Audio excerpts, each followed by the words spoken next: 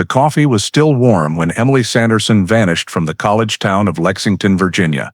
Population 7,921. The fall festival night ended under a thin fog that blanketed the Maury River, the last maple leaves of the season drifting onto the wet pavement. At 10:34 p.m., Emily's neighbor, Ruth Callahan, watched the 26-year-old environmental engineer step out of her modest two-story house on Brookside Street carrying a brown jacket and her keys. Emily told her she was driving to the gas station near the Washington and Lee campus to grab some coffee to go. Her silver Corolla rolled slowly through the mist, its red taillights fading, then disappearing around the turn onto Chessie Trail. The older woman watched through the window, never imagining that was the last time anyone would see Emily Sanderson. What happened in the next 57 minutes would haunt Lexington for the next 2 decades. Before we dive deeper into the story, don't forget to subscribe to the channel and hit the bell so you never miss the latest cases. In 2000, Lexington, Virginia, still moved at the slow, peaceful pace of an old Southern community. Narrow streets lined with red brick homes, family-owned coffee shops, and the oak-shaded campus of Washington and Lee University made it one of the safest towns in the state. Crime was rare. Most residents worked in education, agriculture, or public service. Life unfolded to the rhythm of church bells and weekend farmers markets. In that picture, 26-year-old Emily Sanderson was a familiar face. An environmental engineer with the local water management office, she lived with her roommate Lauren Bishop in a small house about a 10-minute drive from downtown Lexington. Emily was described as careful, level-headed, passionate about her job, and active in university volunteer work. The house they rented sat in a quiet neighborhood where everyone knew one another and almost no one locked their doors. In late October, Lexington slipped into its traditional festival season. Neighborhoods hung lights, students held outdoor parties, and the air buzzed with excitement while still keeping the calm of rural Virginia. On Saturday night, Emily went with friends to the fall festival on the Washington and Lee campus where she had once been a student. She left the house at dusk in her familiar silver Corolla, planning to be home before midnight so she could get up early for work the next morning. The event ran later than expected, the crowd thinned out, and according to a staff member at the exit gate, Emily was among the last to leave. She said goodbye and walked alone to the parking lot, where dim streetlights barely cut through the thick valley fog. After that, no one saw her again. The night passed quietly. Nothing seemed unusual in the neighborhood. The next morning, Lauren woke up at 7, saw Emily's bedroom door wide open, the bed empty, and her purse still on the table. She tried calling Emily. No answer. Then reached out to a few friends from the festival group. No one knew where she was, and no one could remember exactly when she had left the party. By midday, after every call went nowhere, Lauren started to fear something was seriously wrong. She retraced the usual routes home, drove around downtown Lexington, and came back empty-handed. Finally, she picked up the phone and called the Rockbridge County Sheriff's Office to report that Emily Sanderson was missing. The missing person call came into the Rockbridge County Sheriff's Office dispatcher early Sunday afternoon. After taking basic details, the dispatcher immediately transferred the call to Sheriff Doug Pearson, who was on duty at headquarters. Pearson knew most families in the area and was well aware of Emily Sanderson's reputation, a young, responsible engineer with no record and no history of trouble. He knew a woman like that had no reason to disappear overnight without telling anyone. After assessing the urgency, Pearson called the 2 on-duty deputies, Tom Bailey and Richard Hayes, and sent them to the Brookside Street house for an on-site check. Lauren Bishop answered the door, looking exhausted, hands clenched, as if holding herself together. The small 2-story house looked perfectly normal. Curtains, half-drawn, hallway light off, no signs of forced entry or a struggle. The deputies began a room-by-room sweep. The front door was unlocked, key still in the lock.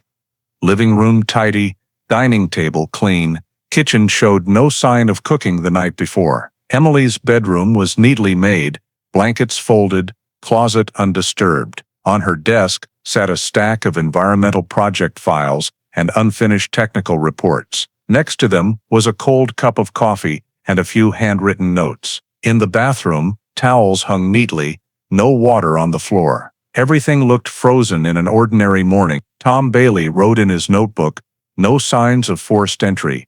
No property missing. No unusual physical evidence." At the end of the hallway, a wall clock had stopped at 11:45, probably dead batteries. Hayes checked the landline.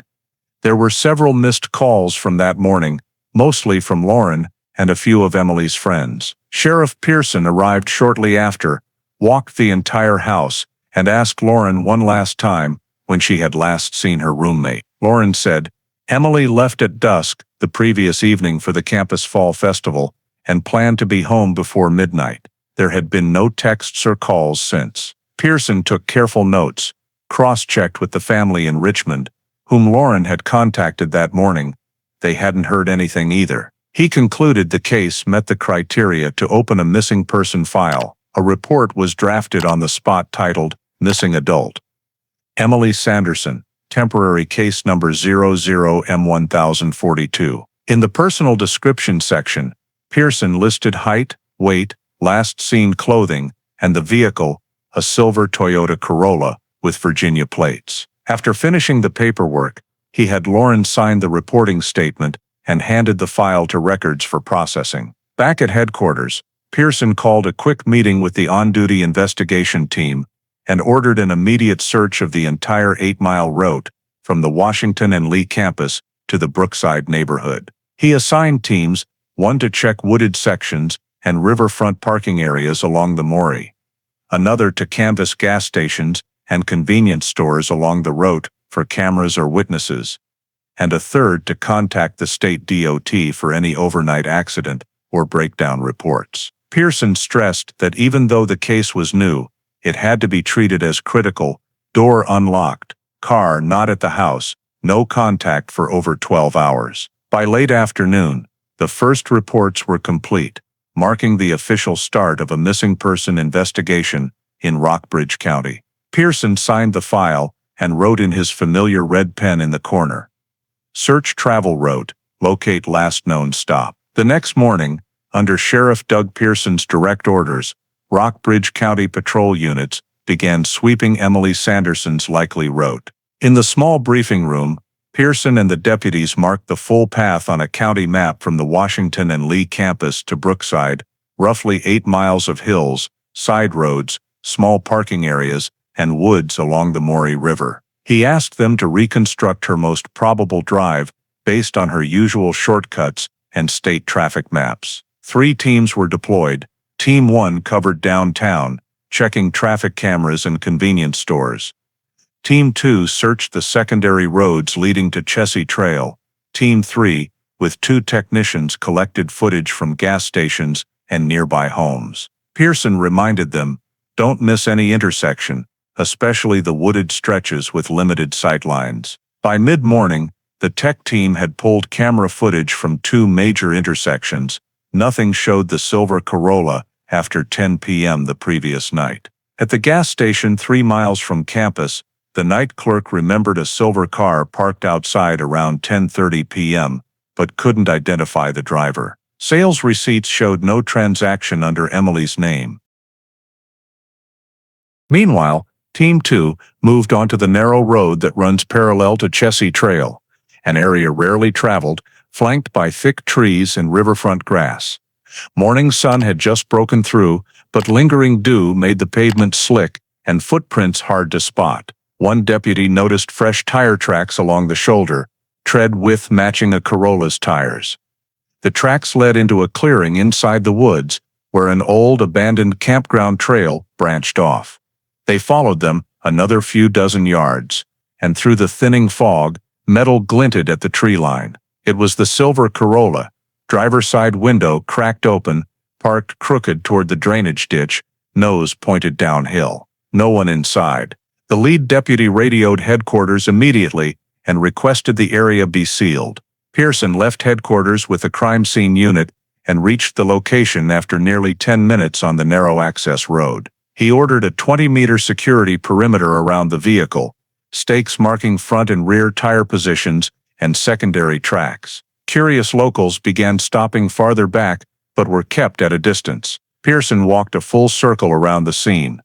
No major collision damage, lights off, hood intact, driver's side glass coated in heavy dew. Through the window, he could faintly see a light-colored jacket, neatly folded on the back seat. No key in the ignition. He ordered panoramic photos, GPS coordinates, and a site diagram. The state forensics team was called in to process the scene by the book. Once the perimeter was secure, Pearson looked down the road toward the forest, where the faint sound of the river drifted up. He wrote a short note in his pocket notebook.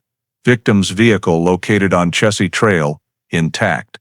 No visible damage. After nearly 3 hours, the area was fully cordoned, temporarily sealed, and the initial report of finding Emily Sanderson's vehicle was transmitted to headquarters at 14:30. Around 15 o'clock that same day, the Virginia State Police forensics team arrived at Chessie Trail to process the scene around Emily Sanderson's silver Corolla. Sheriff Doug Pearson supervised directly, watching as technicians followed standard protocol. The area was already sealed, both ends of the road blocked by patrol units, leaving only investigators, forensics, and note-takers. The air was still, broken only by camera shutters and pencils scratching on the scene map. The Corolla sat crooked to the right, nose toward the ditch, rear tires sunk deep in damp earth. Driver door slightly ajar, no key in the lock, passenger door the same. A technician opened the door with gloved hands.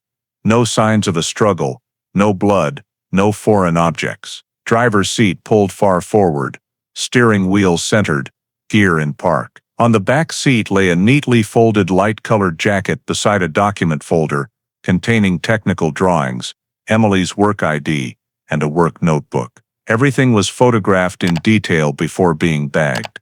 Pearson ordered shots from every angle, front, both sides, windshield, and rear. When the tech zoomed in on the door handle, light revealed faint smudges that looked like fingerprints. Powder was applied.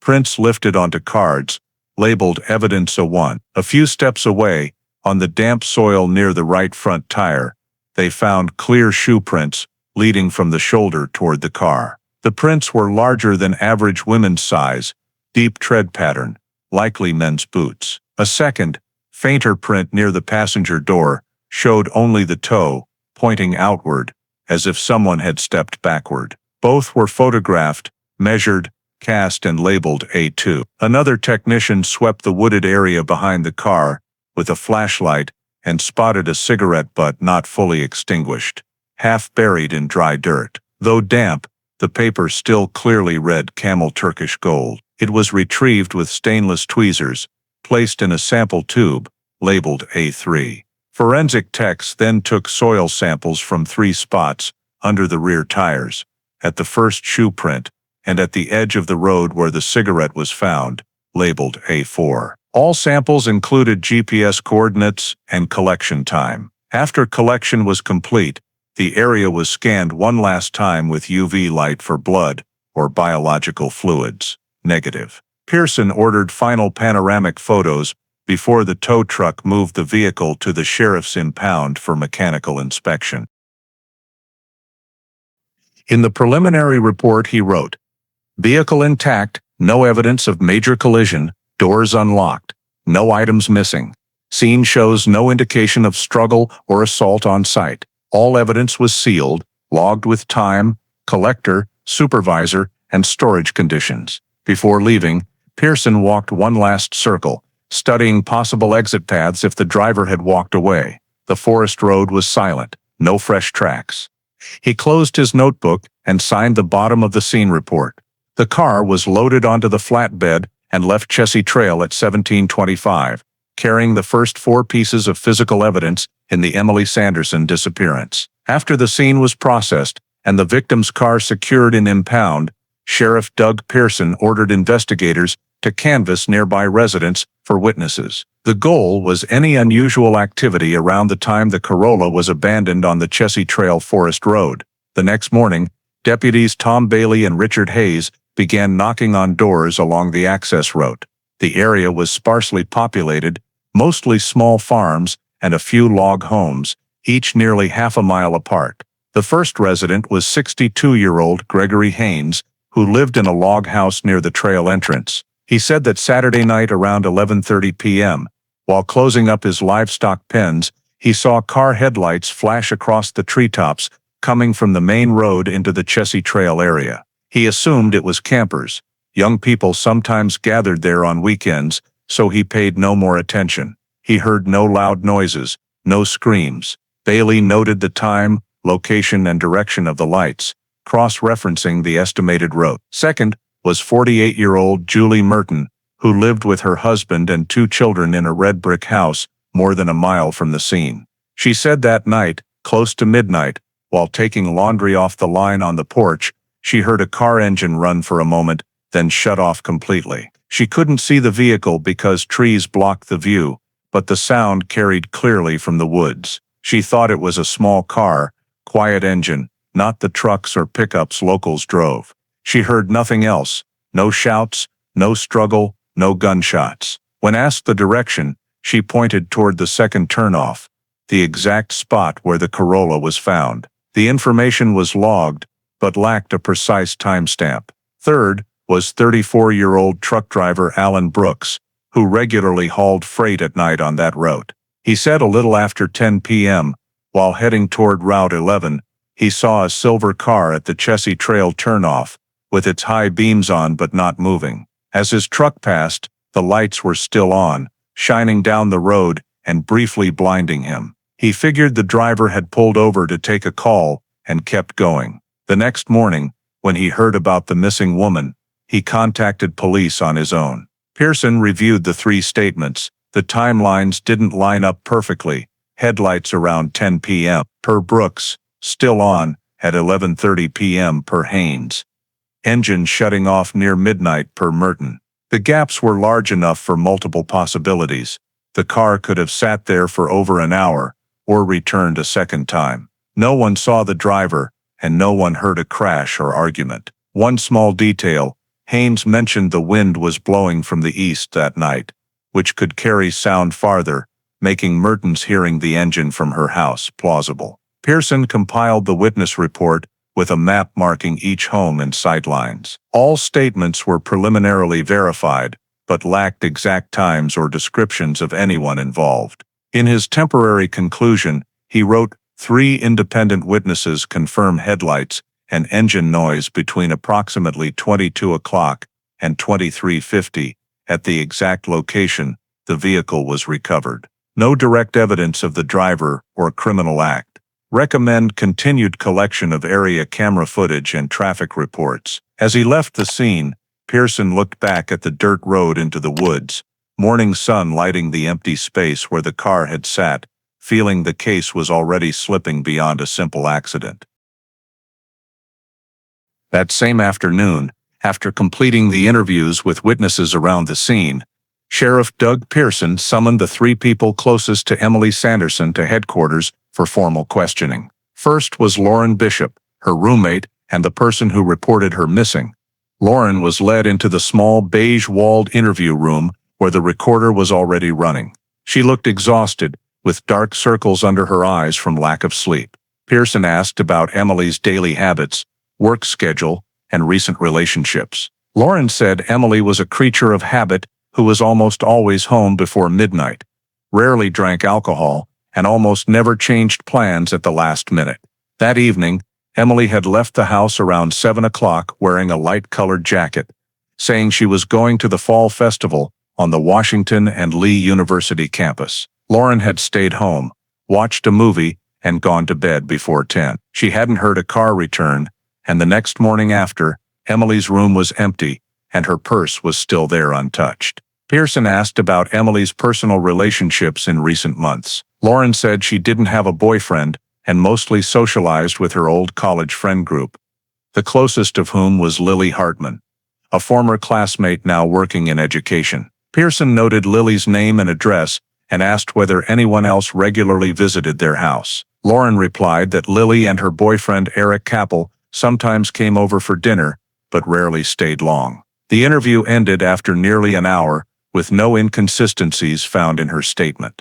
Pearson moved on to the second person, Lily Hartman. She arrived at the station with her mother, looking anxious but calmer than Lauren. In the record, Pearson noted that Lily had been Emily's longtime best friend. The two had met in college and stayed in regular contact. When asked about the festival, Lily said she and Eric had attended and run into Emily by chance near the outdoor games area. They talked for a few minutes and took a group photo with a few other friends. Lily said Emily had seemed happy and showed no signs of worry or stress. Around 10:30 p.m., she and Eric left because it was getting cold.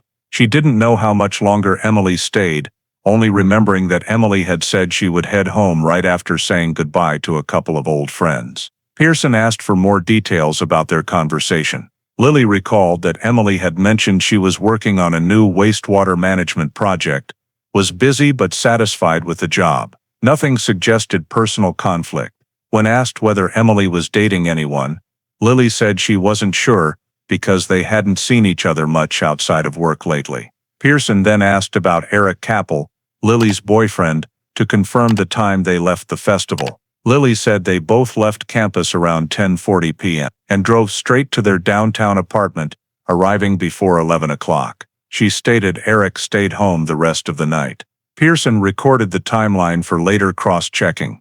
The last person questioned was Eric Capel, 27, a surveying engineer, tall and thin, speaking slowly and deliberately. He arrived exactly on time wearing a dark shirt and was fully cooperative. When asked about the festival evening, Eric confirmed everything Lily had said. He remembered it clearly because he had driven home, hadn't been drinking, and went straight to bed. Pearson asked if he knew Emily Sanderson. Eric nodded and said he knew her only through Lily and had met her a few times at friend gatherings. He described Emily as friendly and easy to talk to, but said they had no personal connection beyond casual acquaintance. Pearson noted that his answers were steady and direct.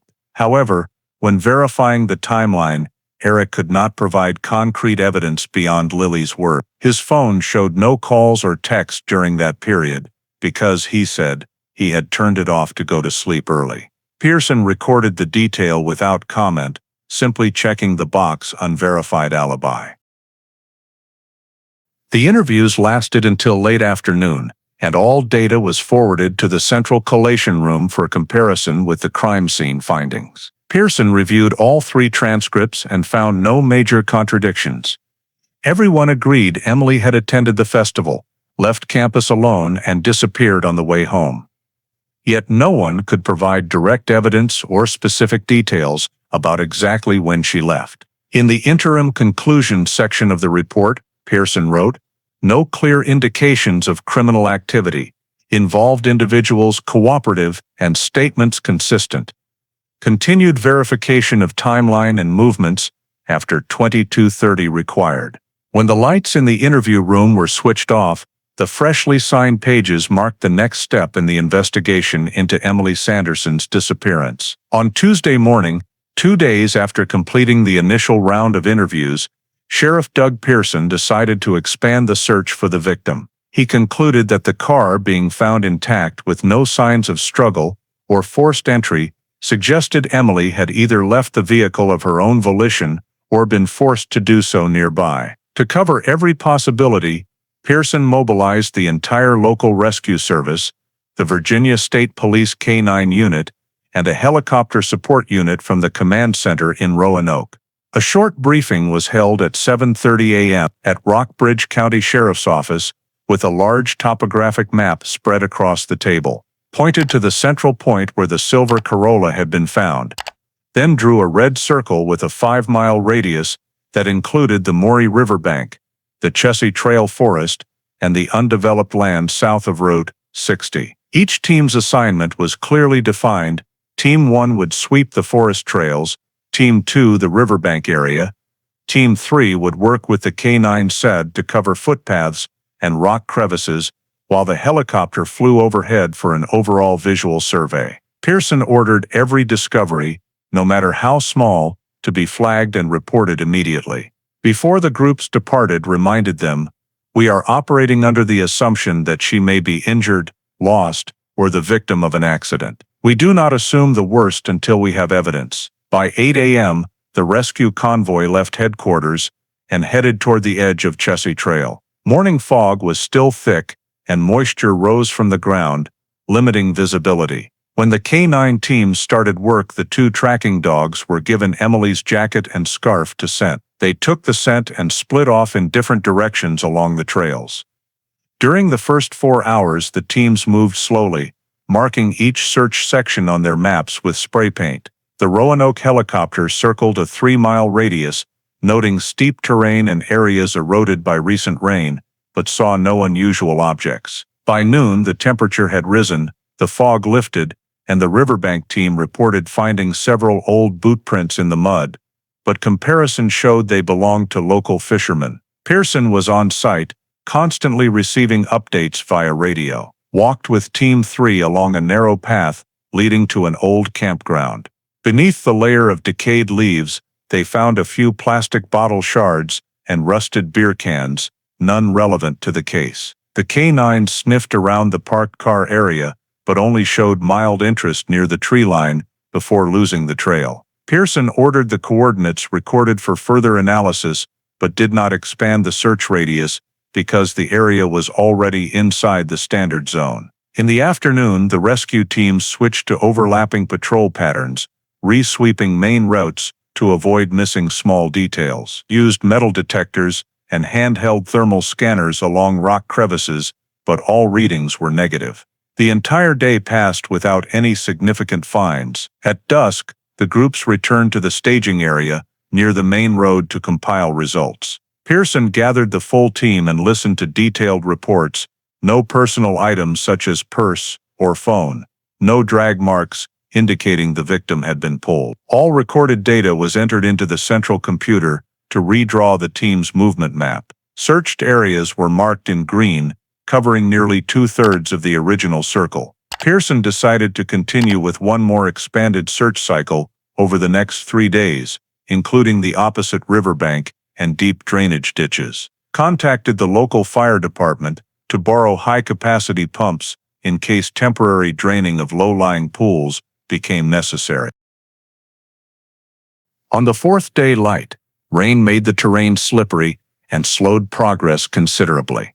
The helicopter could not fly, and ground teams had to move more cautiously. The K9s were rotated frequently, but even with constant shifts, none picked up a new scent.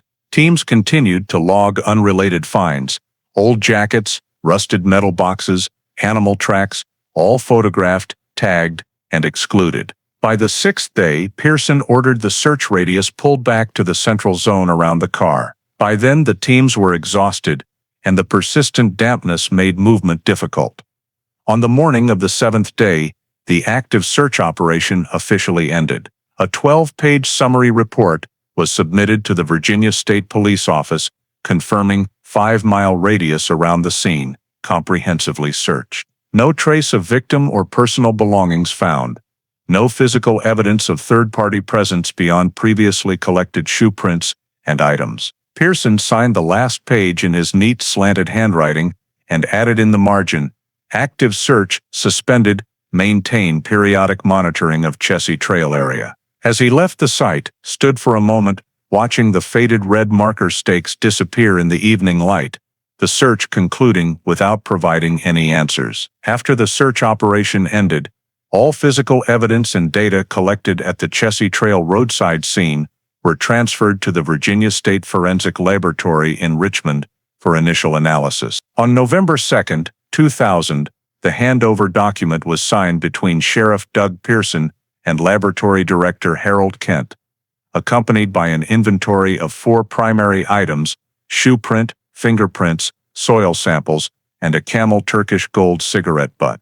Forensic technicians began with physical examination before separating biological material. Item A1, fingerprint lifts from the car door handle, was run through the state criminal database but returned no matches. Morphological analysis showed the prints were of low quality due to moisture on the metal surface, preserving only partial ridge detail. The report noted, insufficient sample for identification, likely the vehicle owner's prints. Item A2, plaster cast of the shoe print, taken from damp soil beside the car, measured exactly 31.2 centimeters, equivalent to U.S. men's size 10, with tread pattern consistent with Timberland or common hiking boots. Analysis of mud composition inside the cast indicated the print was made no more than 24 hours before discovery, thus coinciding with the night Emily disappeared. The technician noted the deep tread suggested a person weighing approximately 165–185 pounds, most likely male. The soil inside the cast was preserved for future comparison. Item A3, the Camel Turkish Gold cigarette butt, was treated as the most significant item in this batch. Under microscope, the filter retained faint tooth marks, and the paper was not completely water-soaked. The biology unit extracted cellulose fibers from the filter and performed DNA extraction. After 36 hours, obtained a preliminary male DNA profile, but the STR chain was incomplete, identifying only 7 of the 13 required loci. The technical report stated clearly, biological sample of limited value, insufficient loci for state or national database comparison. Additional reference samples or advanced extraction technology required. At that time, the national CODIS system was still expanding and could only access partial data from major states such as California and New York. Virginia had not yet fully synchronized, so comparison was postponed. The A3 DNA result was coded and stored in the state database, with the note incomplete STR pending. Item A4, soil samples from 3 locations around the car were tested for mineral and plant spore composition. All matched the geological profile of the Chessie Trail area, with no indication of transfer from elsewhere. No traces of oil, blood, or synthetic fibers were detected. The preliminary conclusion read, no clear indicators of criminal activity at the scene. Scene likely the location where the vehicle was abandoned, rather than where a struggle occurred. Pearson received the report on November 8 and added to the master file. No direct biological evidence linking victim or third party. Shoe print confirms presence of unidentified male DNA from cigarette butt stored pending full national database. Ordered all evidence repackaged, labeled according to department regulations, and returned to central storage under controlled dry temperature conditions. On the final page, Harold Kent signed and affixed the red seal of the Virginia State Forensic Laboratory. This document became the first technical file in the Emily Sanderson missing person case, with the interim conclusion, no blood, hair, or identifiable fibers recovered. DNA sample lacks full STR profile, stored for future comparison. Pearson reread the entire report before filing it, feeling the case slipping toward the familiar deadlock, where every trace led only to incomplete numbers. After receiving the first-round forensic results from the Virginia State Lab, Sheriff Doug Pearson moved to the next standard investigative step, screening individuals with direct or indirect connections to the victim. Based on statements from Lauren Bishop and Lily Hartman, identified 3 names for priority background checks. Brian Whitlow, Emily's ex-boyfriend, John Hall, co-worker at the Environmental Engineering Office, and Eric Capel, Lily's boyfriend, who had been present at the festival that night. Pearson explained in the report, all 3 subjects had close relationships with the victim, potential access, and fall within the relevant time window. Summonses were issued the same day, November 10th, requesting all 3 appear voluntarily at headquarters to provide buccal DNA swabs. The following morning, Brian Whitlow arrived first. The 28-year-old construction company employee from Staunton had dated Emily for over a year, but they had broken up amicably about 8 months before her disappearance. In a short interview, Brian stated that on the night of the festival was at his parents' house in Charlottesville, nearly 60 miles away, and family members could confirm. He insisted had no further contact with Emily after the breakup. Pearson had him sign the consent form. The swab was taken quickly and coded W01. Next was John Hall, 33, who worked in the same technical department as Emily at the Water Management Office. Arrived at noon carrying paperwork showing he had worked late on October 14th until nearly midnight to finish a report. Time clock records and office security cameras later corroborated his statement. His swab was taken and coded H02. The third was Eric Capel, 27. The surveying engineer and Lily Hartman's boyfriend was scheduled for 2 p.m.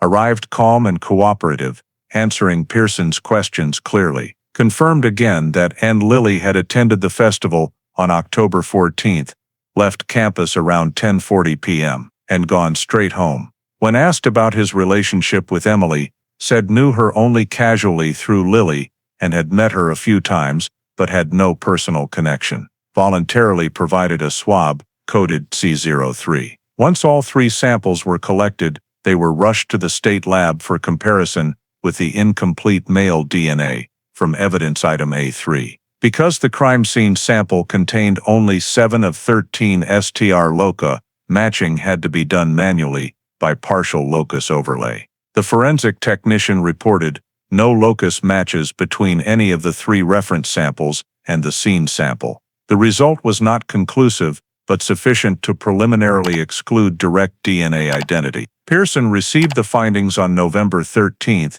and noted, no DNA match. Not absolute exclusion, but involvement likelihood low. In parallel with the DNA testing, ordered re-verification of each person's timeline. The Whitlow family confirmed Brian had spent the entire weekend at home. John Hall's time clock data aligned perfectly with the system log. For Eric Capel, Pearson contacted a neighbor in the same apartment building by phone. The neighbor reported seeing Eric's car parked in the lot from late evening onward and not moving until morning. All timelines held up with no suspicious gaps. Nevertheless, Pearson kept all 3 names on a passive monitoring list in case future comparison became necessary. In the final report submitted to the Rockbridge County Prosecutor's Office summarized, 3 individuals with close ties to the victim have been interviewed and provided DNA samples. Manual comparison shows no locus overlap with crime scene sample. All possess relatively solid alibis, temporarily removed from active suspect list, but retained for monitoring. Pearson signed, applied the department's red seal, and attached the report to the main Emily Sanderson missing person file. In red pen at the bottom of the page added, no new developments, continue monitoring National Forensic Database as it completes. The neat lines on the page reflected the reality that the case was settling into the familiar orbit of investigations that lack evidence, where every lead temporarily ends at the same question mark.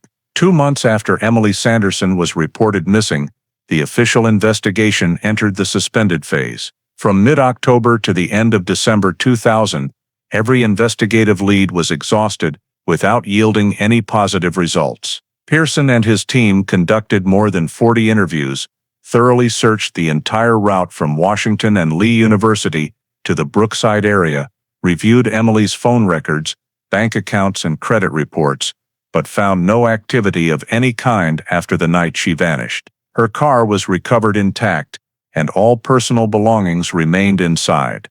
The physical evidence from the scene, footprints, cigarette butts, soil samples, had been analyzed but produced no definitive conclusions. The incomplete DNA profile rendered any comparison with the state database meaningless.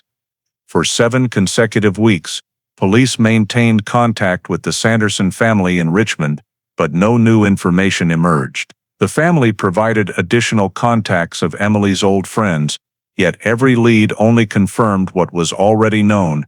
No one had seen or heard from her since the evening of October 14th. Pearson held 2 internal review meetings on November 20th and December 5th. His consolidated report stated clearly, no physical evidence, witnesses, or traces indicating criminal activity. The possibility of voluntary departure cannot be ruled out, but there is insufficient basis to conclude so. He submitted the report to the Rockbridge County Commonwealth's Attorney's Office with a recommendation to suspend active investigation. In accordance with administrative procedure, the case was reclassified as suspended, missing person, meaning it would only be reactivated upon receipt of new information or evidence. At headquarters, the investigative files were bound into 5 volumes, sequentially numbered, accompanied by a CD of scene photographs and route maps. Everything was sealed in moisture-proof plastic bags and labeled Case #00M1042, Sanderson, Emily. Incomplete evidence. Pearson personally conducted a final review of the evidence before handover. The 4 primary items were individually packaged in sealed boxes labeled A1 through A4, bearing his signature and that of Richmond Forensic Supervisor Harold Kent. On December 22, the file was officially transferred to the Virginia State Evidence Repository in Charlottesville. The transfer receipt specified storage conditions: constant temperature of 18 degrees Celsius, 45% humidity, to be opened only upon authorized reinvestigation request. As the truck carrying the evidence boxes pulled out of the Lexington police parking lot, the season's first snow began to fall, casting a cold white glow over the road signs. Pearson watched the vehicle disappear around the curve, a quiet heaviness settling over him. Back in his office, he signed the final line of the year-end summary: "No sign of foul play." The brief, bureaucratic phrase carried the unspoken disappointment every investigator recognizes: no confirmed crime, no suspect, no victim to match against. The Emily Sanderson missing person case was officially archived, marking the end of the initial investigative phase, a case temporarily closed, left unresolved in the silence of Virginia's winter of 2000. Time passed, and that winter quickly became just another entry in the state's storage ledger. Each year, the repository was inventoried once to verify storage conditions, but no request was ever made to reopen or supplement the Emily Sanderson file. Throughout the early 2000s, the case appeared only on periodic inventory lists, the sole notation reading, "Evidence seals intact." No additional testing requested. The storage room was kept at stable temperature, with dim lighting and narrow aisles between rows of dust-covered metal shelves. Emily's evidence box contained 4 items: the shoe print cast, cigarette butt, fingerprint lift, and soil samples, all sealed with the red evidence tape of the Rockbridge County Sheriff's Office. The signatures of Sheriff Doug Pearson and Forensic Supervisor Harold Kent remained clearly visible on the label. During each inventory, technicians simply verified the case number, never opened the box, and noted seal intact. At the Rockbridge County Sheriff's Office, the paper case file was stored in the bottom drawer of a locked cabinet alongside other unsolved missing persons cases. After the investigation was suspended, Pearson continued working for nearly 9 more years. He was promoted to head of the Special Investigations Unit, but rarely mentioned the Sanderson case, except occasionally when mentoring younger detectives, emphasizing the importance of proper evidence preservation. In 2009, Pearson retired and turned over all old files to his successor, Sheriff Dean Wallace. In the handover inventory, the Sanderson case was listed as item 147, with the note "cold storage," unreviewed. In subsequent years, the department's annual reports continued to list the case under unresolved missing persons, with no change in status. At the state repository, the evidence box remained in its original location, seals unbroken, only slightly darkened with age. The red ink case number, 00M1042, had faded slightly at the corner from humidity, but was still legible. For 18 years, no one requested the file be reopened, no legal motions were filed, and no additional testing was sought. The disappearance of Emily Sanderson gradually became just one more entry on Virginia's list of unsolved cases, mentioned only rarely in internal reports, like a dormant data point no one expected would ever change. Pearson, now long retired and living on the outskirts of Lexington, occasionally received invitations to victim memorial events from the family, but rarely attended. To him, the case remained an incomplete chapter of his career. While the physical file sat untouched in storage, seals perfectly preserved, exactly as they had been the day they were delivered. In early 2018, the Virginia Department of Justice launched the Cold Case Review Initiative, a program to re-examine unsolved cases pending for more than 2 decades, leveraging modern DNA analysis technology to retest old evidence. The project's goal was to re-evaluate missing persons, homicide, and assault cases without clear resolution, particularly those with well-preserved biological evidence. The steering committee was headquartered in Richmond under the supervision of the Virginia State Police Criminal Investigation Division. In the initial selection phase, 112 cases from 1980 to 2005 were chosen, including 3 from Rockbridge County. Inspector Elaine Harper, age 42, a veteran cold case investigator,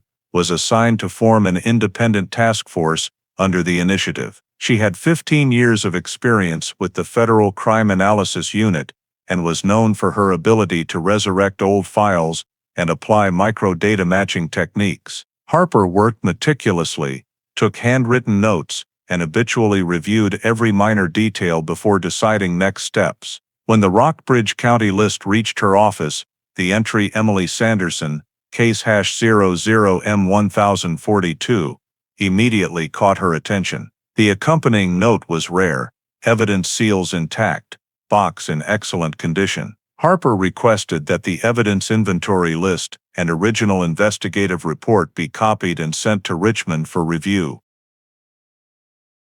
When the file arrived, the thick layer of dust and the original 2000 evidence seals were still perfectly visible. She read the summary: female, age 26, disappeared after leaving a fall festival, vehicle recovered on Chessie Trail, no signs of violence, partial unknown male DNA profile. The final note in red ink from Sheriff Pearson remained clear. DNA profile stored, awaiting national database completion. Harper recognized this could be one of the few cases where current technology might open new leads. She compared the listed evidence against modern preservation standards and confirmed every item, biological samples, soil, and shoe print cast, had never been reopened and remained properly stored. She immediately drafted a recommendation to the Cold Case Project Director: recommend review of 2000 Rockbridge County missing person Emily Sanderson due to intact evidence, viable DNA potential, suitability for modern STR analysis. 3 days later, the recommendation was approved.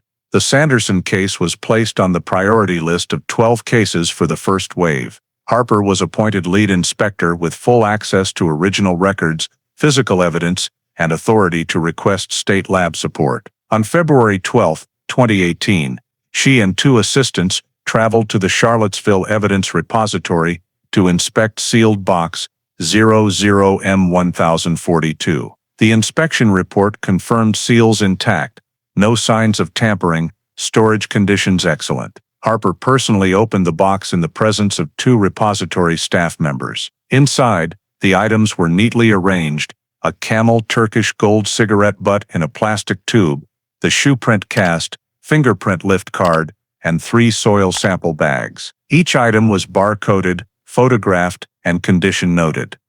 Harper paid particular attention to the cigarette butt, the only item likely to contain foreign DNA. She signed the chain of custody form and transferred item A3 to the State Forensic Biology Lab for reanalysis using modern STR and YSTR methods. As she left the repository, Harper wrote in her duty log: Sanderson case, evidence preservation exceeds standards.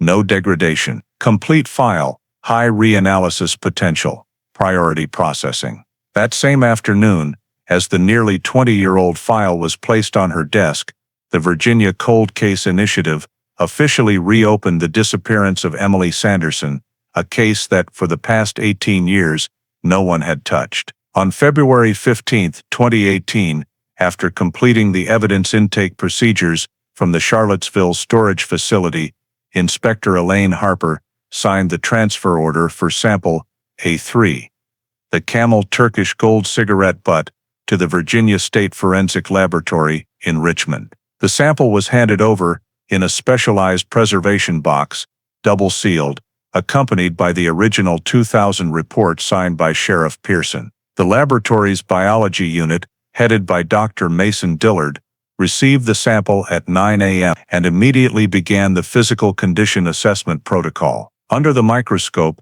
the cigarette filter retained its cellulose fiber structure, showing no rot. Only the outer paper wrapper had darkened with age. The evaluation concluded that the sample remained viable for DNA extraction. Technicians performed surface cleaning with ethanol solution, then cut a 0.7 centimeter section of the filter for biological sampling.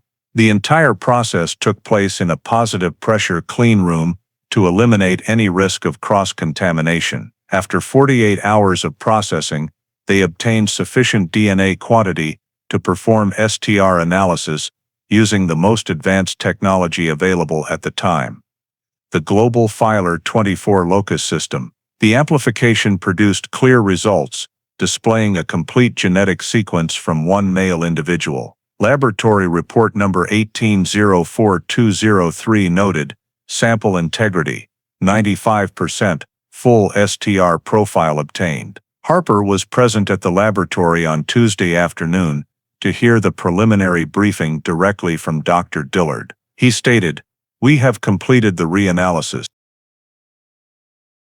The DNA quality from this sample is better than expected and has a high probability of matching if the subject is present in the CODIS database." An electronic copy of the STR sequence was uploaded to the national system the same day, while the encrypted hard copy was sealed and stored at the Richmond Data Center. The CODIS comparison was performed overnight via the FBI-connected server. Results returned the following morning. No match found. Harper read the cold message on the screen, understanding that this DNA profile did not match any criminal, military, or voluntary donor records currently in the system. Nevertheless, she noted a distinctive feature in the YSTR genetic structure. The sample exhibited rare markers found in only about 3% of the population in Western Virginia. This information was recorded in the ethnic patterning section of the report. Harper ordered the full DNA data to be archived in the National Repository and opened a temporary identification file coded male subject VA0-01042M1. The sample was classified as Type A, high priority, within the state cold case catalog. In the internal memorandum, she wrote, "Complete STR results obtained, male DNA confirmed, no match in current CODIS database. Sample preserved pending future national database expansion. Sample condition excellent, suitable for long-term use." Dr. Dillard signed the final section of the report, certifying 99.9% reliability of the analytical results. Harper carefully placed the duplicate file into the master folder, clipped together with Sheriff Pearson's original evidence inspection report, a silent link between two generations of investigators separated by nearly 2 decades. As the afternoon light filtered through the laboratory windows, she looked once more at the enlarged DNA image on the monitor. Red and blue allele peaks aligned like milestones waiting to be reconnected. To Harper, it was not merely dry scientific data, but the first surviving evidence of a disappearance forgotten for nearly 18 years. She signed the consolidated report, affixed the official stamp, and forwarded the formal notification to the Virginia Cold Case Task Force. The 9-page report was entered into the system on February 20, 2018, with the concise conclusion, complete STR analysis performed, male DNA confirmed, no match in current database. DNA profile archived and coded VA0-01042 M1 pending future national database expansion. The final lines were printed and time-stamped, marking the completion of the first step in the effort to revive a case that had lain dormant for almost 2 decades. After completing the DNA analysis and receiving the no-match result in the national database, Inspector Elaine Harper returned to the original paper file of Emily Sanderson's disappearance, hoping to find any detail overlooked during the 2000 investigation. She spent nearly 2 consecutive days in the cold case office in Richmond, reading every report page by page, noting the timeline of events, crime scene diagrams, and especially the descriptions of the terrain around where the silver Corolla was found. Sheriff Doug Pearson's report was written in meticulous detail and included a hand-drawn map with search radius markings extending 5 miles. Harper spread the old map on the table and used a marker to circle the areas searched day by day. Almost the entire eastern side of Chessie Trail, including the main hiking path and the Maury River bank, was marked in green, indicating thorough searches during that year's operation. However, at the western edge of Chessie Trail, a roughly half-square-mile area bore no markings at all. A small handwritten note beside it read, "Area inaccessible, landslide terrain." Harper zoomed in on that section and realized it had once been a temporary state geological survey site, abandoned after the project ended in 1999. She cross-referenced the public geological records and confirmed the parcel had been leased by the Virginia Department of Natural Resources to a private engineering team for measurements related to a water pipeline project. That information made Harper pause longer than usual. She compared the timeline to Emily's disappearance in October 2000 and realized the site had not been monitored or visited for nearly 20 years. Pearson's file contained no indication that search teams had ever entered the area. Harper decided to verify this directly with the only person who had led the original investigation. 3 days later, she drove to Lexington, where Pearson had retired and now lived with his family in a southern suburb. He greeted her at his small log house, still carrying the bearing of a seasoned officer, cautious and direct. When Harper spread the old map on the table, Pearson studied it for a moment and nodded. "Yes, we never went into that western section in 2000. The ground had slid and the only access road was blocked. Other than the survey crew, no one knew the way in." Harper pressed him about the survey team he mentioned, but Pearson only vaguely recalled they were short-term engineers, mostly from the Roanoke or Charlottesville area, who finished the job just before the disappearance. He advised Harper to check the contract list at the State Department of Transportation for the names of individuals authorized to work in the area. Before leaving, she thanked him and said, "I think there's still something in this case that hasn't been uncovered." Pearson replied simply, "If anyone still remembers that area, it would only be those surveyors from back then." That same afternoon, Harper returned to the office and immediately requested the administrative unit to retrieve the personnel list for geological survey contracts in the western Chessie Trail sector between 1998 and 2000. The records returned 8 names, all employed by a local consulting firm named Blue Ridge Surveying Company. Harper reviewed each individual file, checking years of activity, addresses, and current occupations. 7 had left the state or retired long ago.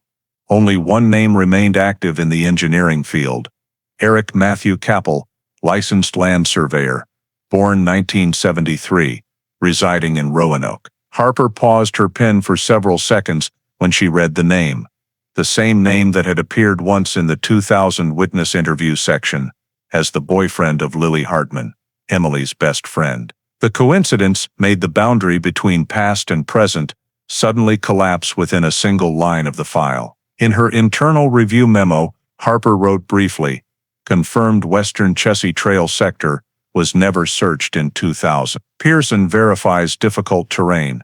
Only survey team, new access route. 1999 survey personnel name, Eric M. Capel, requires further verification." She folded the old map, placed it back in the file, already forming an entirely new investigative direction for a disappearance that had seemed dormant for nearly 2 decades. In early April 2018, the National CODIS system added a new category for voluntary bone marrow donor and medical genetic testing data, allowing state laboratories to upload civilian DNA samples within legal guidelines for the first time. Virginia became one of the first states to synchronize its entire biological records, from marrow donors, blood donors, and research programs, with the National Criminal Database. The Richmond Laboratory, which held the DNA profile coded VA001042M1 from the Emily Sanderson case, was required to synchronize during the initial wave. Inspector Elaine Harper monitored the daily update progress through the internal tracking system. On April 11th at 10:47 p.m., the CODIS server sent an automated alert to her encrypted inbox with the brief message, Potential match found. Verification pending. Harper immediately logged in, entered case code VA001042M1, and opened the report. The screen displayed a comparison table of two DNA sequences, one from the Camel Turkish Gold cigarette butt analyzed in February, the other from the newly uploaded bone marrow donor registry. The match level was listed as 99.9% across all 24 STR loci. The note below read, "Profile source, voluntary bone marrow donor, identified as male, Roanoke, Virginia." Harper held her breath for several seconds, then enlarged the identifier section. The system displayed the name Eric Matthew Capel, born 1973, resident of Roanoke, registered as a marrow donor in August 2017 through Virginia's Be the Match program. Her eyes lingered on that name. In the old file, he was the same individual interviewed 18 years earlier as the boyfriend of Lily Hartman, Emily's best friend, and the only surveyor who had worked in the Chessie Trail sector at the exact time of the disappearance. Harper immediately contacted Dr. Mason Dillard, head of biology at the Richmond laboratory, to request manual verification. Within 4 hours, technicians re-amplified the original E3 sample and performed a direct comparison with the marrow donor sequence. The printed result arrived at 3 a.m. the next day. Confirmed match, probability of random coincidence, less than 1 in 1 billion. The official 5-page verification report bore Dr. Dillard's signature and the state supervisor's seal. Harper printed an extra copy, attached it to the master Emily Sanderson file, and submitted an urgent report to the Virginia State Prosecutor's Office. In the document transmitted at 8 a.m. on April 12, she wrote, "Male DNA recovered from evidence in the Emily Sanderson disappearance case matches at 99.9%. The DNA sample of Eric Matthew Capel, Roanoke resident, stored in the 2017 bone marrow donor database. Result independently verified by the State Forensic Laboratory. Recommend reopening the investigation as a criminal case with suspicion."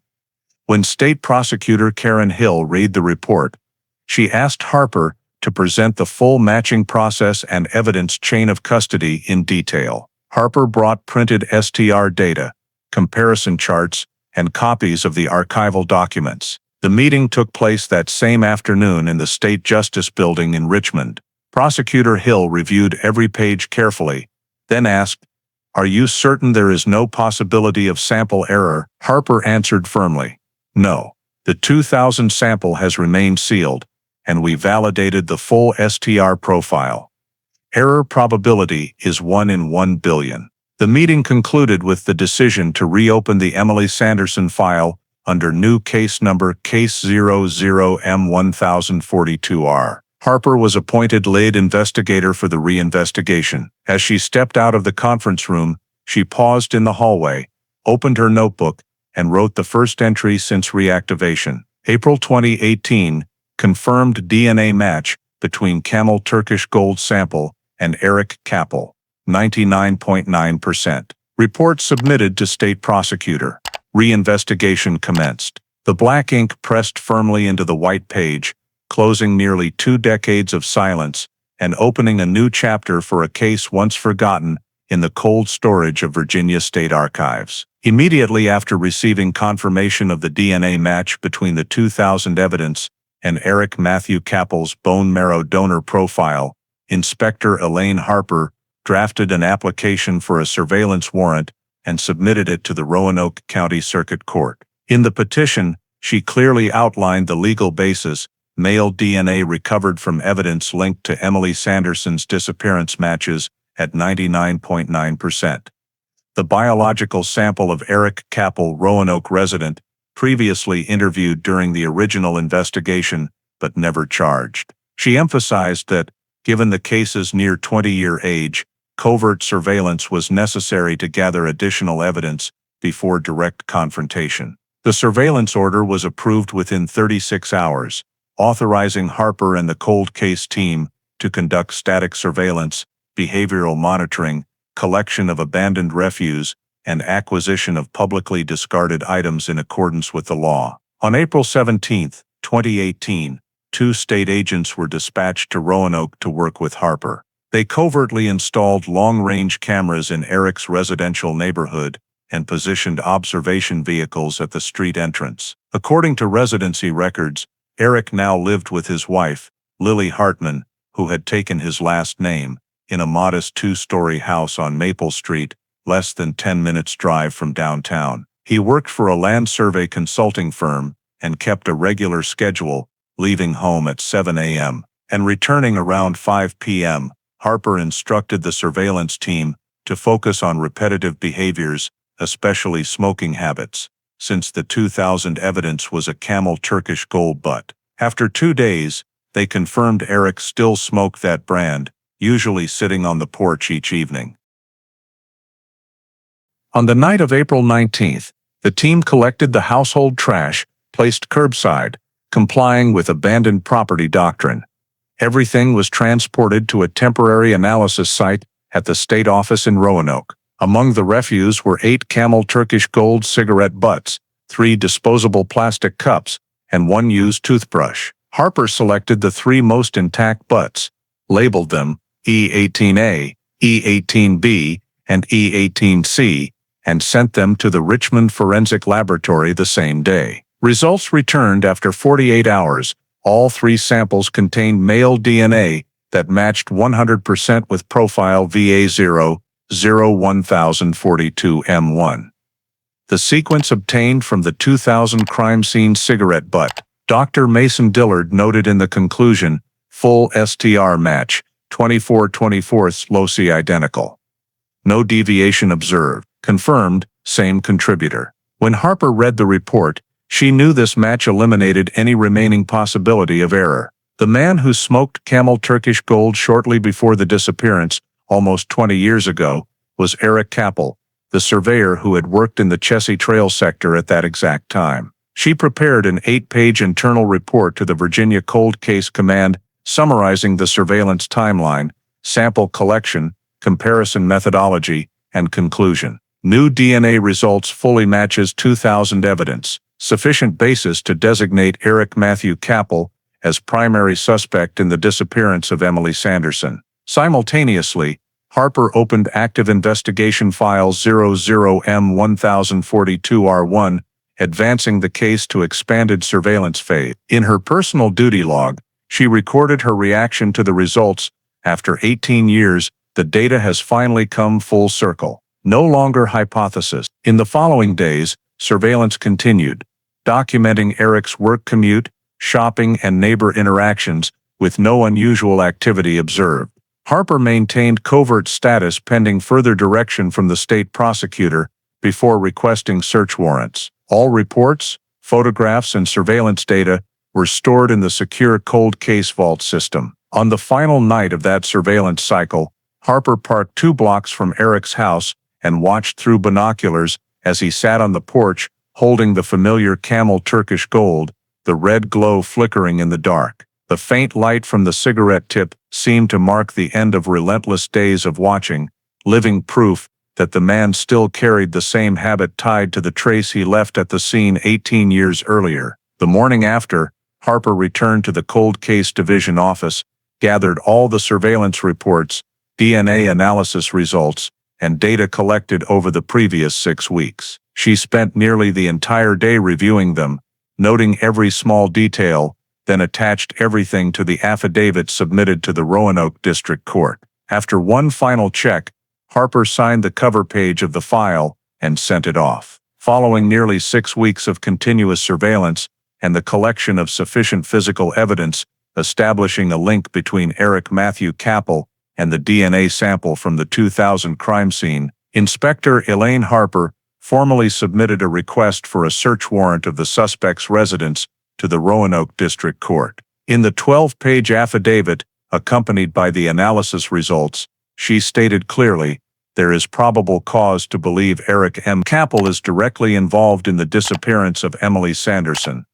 Request issuance of a search warrant for the residence and associated grounds to collect additional physical evidence. The warrant was approved on May 31, 2018, authorizing investigators to search the entire house at 217 Maple Street, including the garage, basement, and backyard. The search was executed on the morning of June 2nd at 7:45 a.m. Harper personally led the operation, joined by 2 state agents, 1 forensic technician, and 1 scene documentation officer. When the team arrived, Eric and his wife Lily were home. Harper presented the warrant, read its contents aloud to them, and directed them to remain separately in the living room area.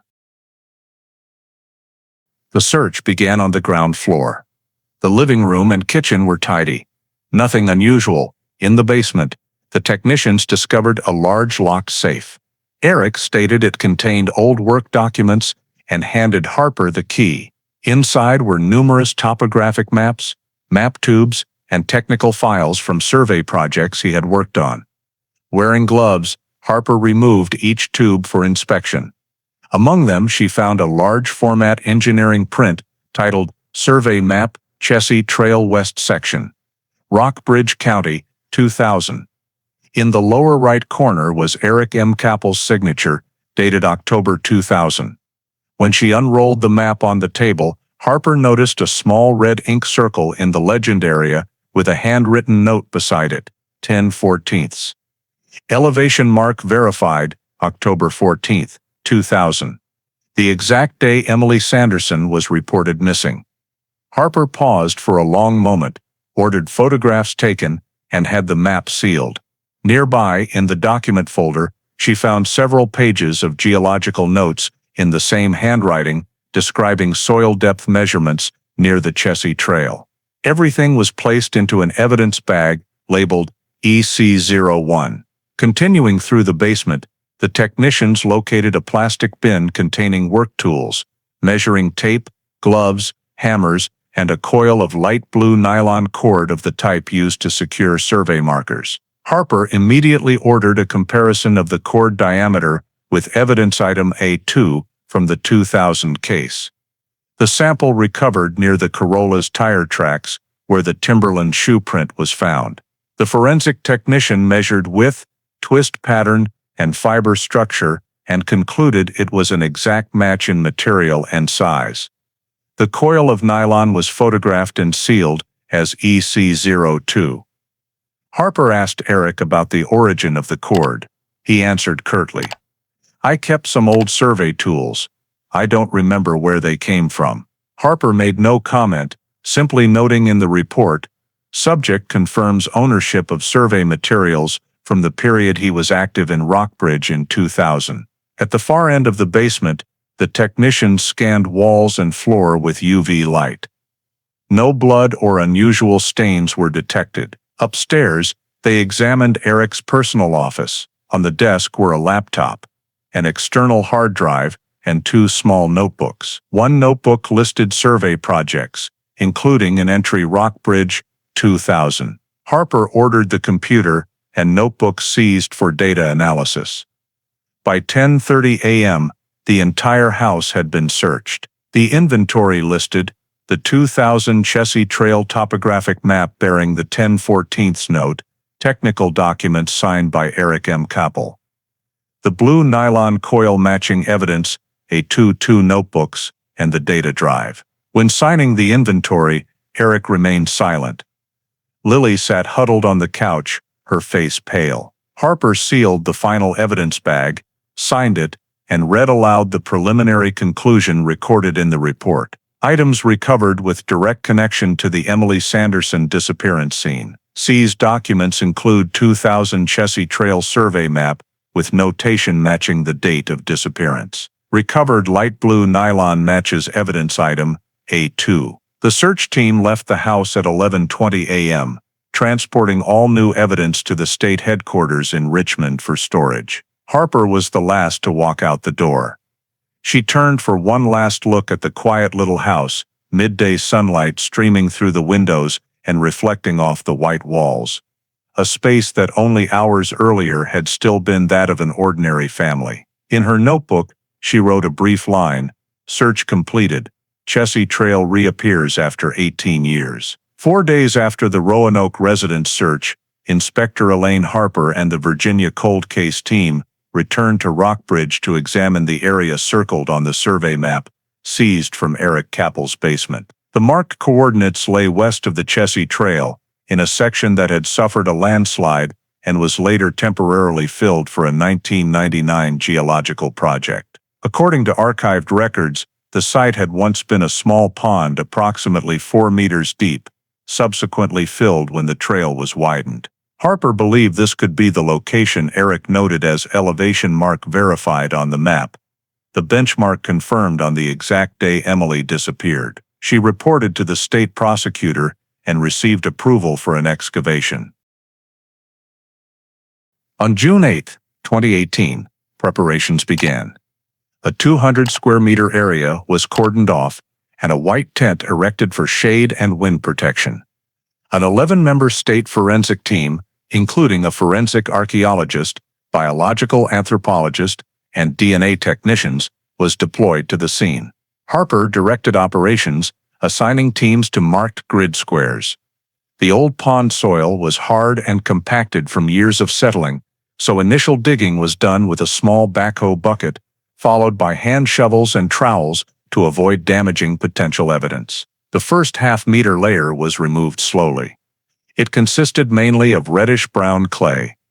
Around noon, a technician noticed the soil beneath was an unusual gray and gave off a distinct organic odor. Harper immediately ordered the machinery stopped and switched to manual excavation. As the gray layer was cleared, small round fragments resembling broken bone appeared. The anthropologist confirmed they were likely human and ordered the surrounding area expanded. At 2:10 p.m., more than 2 meters down, the team uncovered an intact ankle and lower leg bone structure. Harper observed from the pit edge, face calm but eyes fixed on the form gradually emerging, a body lying on its left side. Technicians used soft brushes to clean the surface. Pelvis, ribs, and skull became visible in sequence.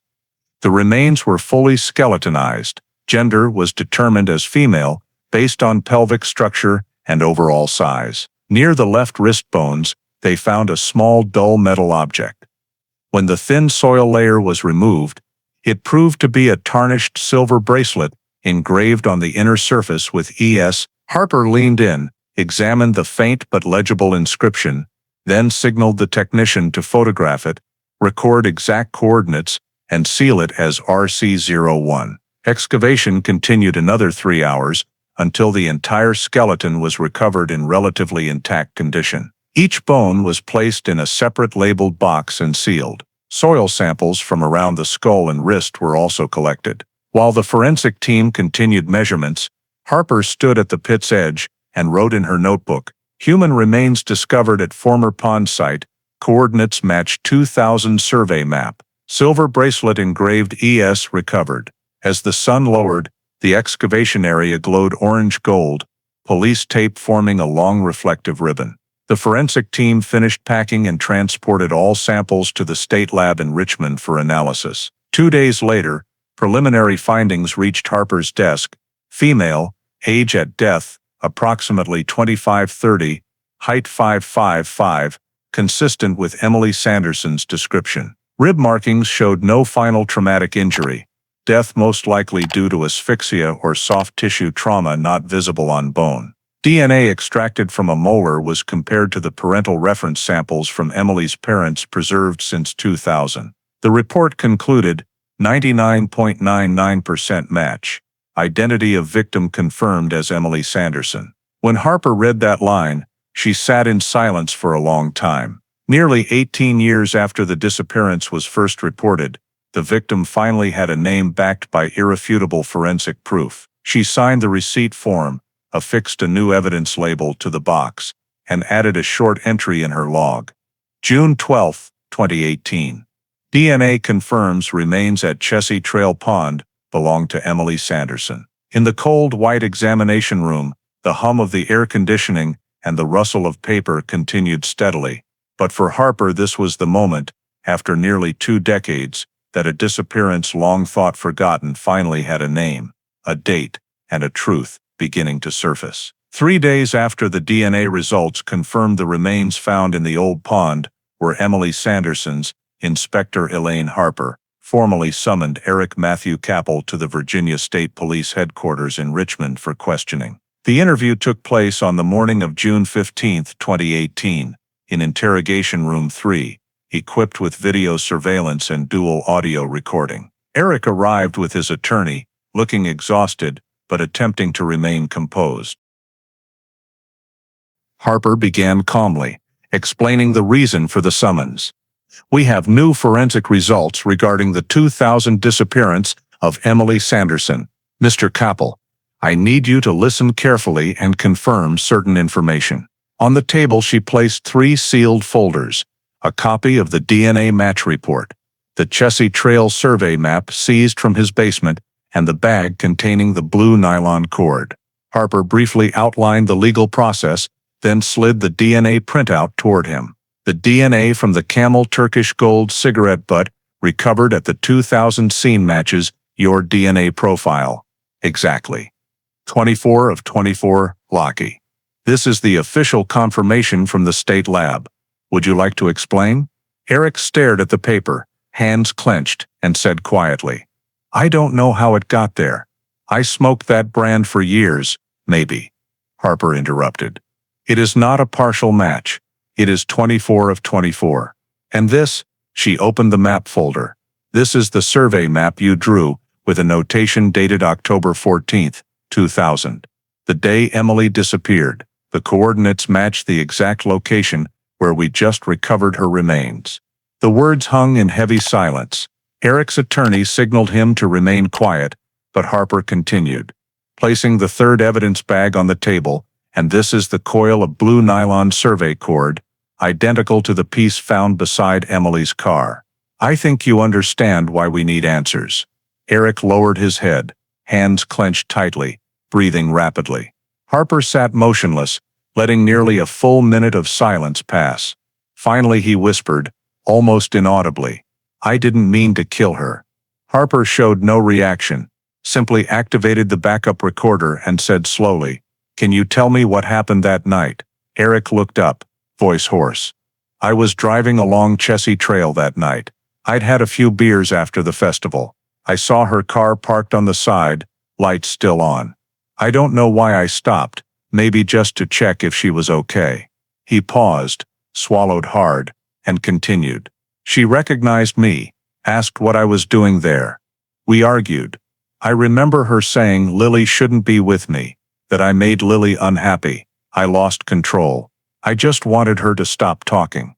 I pushed her, she fell, and hit her head on a rock. She didn't wake up."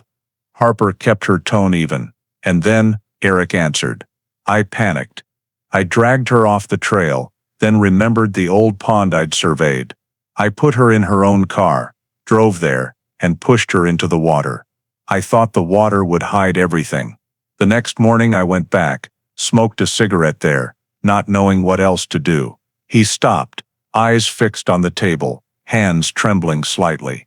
Harper asked, "Did you ever tell anyone?" He shook his head. "No, I never told a soul, not even Lily. I thought it would all just be forgotten." Harper jotted a brief note, then asked him to review, and signed the statement. The attorney read the transcript. After several silent minutes, he nodded approval. Eric signed beneath the pre-printed line, "Voluntary statement." A technician then brought in additional recording equipment and asked Eric to read the entire statement aloud for the record. He did so slowly, voice steady and low, admitting the altercation that caused unintentional death and the subsequent concealment of the body. When finished, Harper closed the interview with the standard statement. "Your statement has been recorded and will be preserved in the case file in accordance with the law. You have the right to provide additional information or correct details if necessary." Eric made no reply, only a slight nod. Harper looked at him. Her eyes held no anger, only the weariness of someone who had waited 18 years for an answer. She signed the report, noting the time as 11:45 a.m., marking the interrogation concluded. As she left the room, she carried the sealed bag containing the survey map, the piece of evidence that had reopened a case, long thought buried with the mud of Chessie Trail. 2 days after the interrogation, Inspector Elaine Harper and the Virginia State Forensic Team conducted independent verification of the details in Eric Kappel's statement to strengthen the file before submission to the state prosecutor. In his statement, Eric had said that after concealing Emily Sanderson's body, he returned the next morning and burned several mud-covered personal items in his backyard. Harper immediately obtained a supplemental search warrant for the rear grounds of 217 Maple Street in Roanoke, approved the same day. On the morning of June 18, 2018, the forensic team and Harper returned to the house. The backyard measured roughly 20 square meters, grass mixed with bare soil, containing an old grill and some dry logs. Harper noticed a circular patch of ground about 1 meter in diameter, showing traces of old black ash beneath fresh soil. She ordered the area cordoned and excavation begun. When the top layer was removed, a faint burnt smell and numerous small ash fragments appeared. Technicians carefully collected layers with trowels and discovered beneath the ash partially burned light blue nylon fibers twisted irregularly. Some sections of cord remained structurally intact. Harper immediately recognized it as likely the same material as the coil from the basement.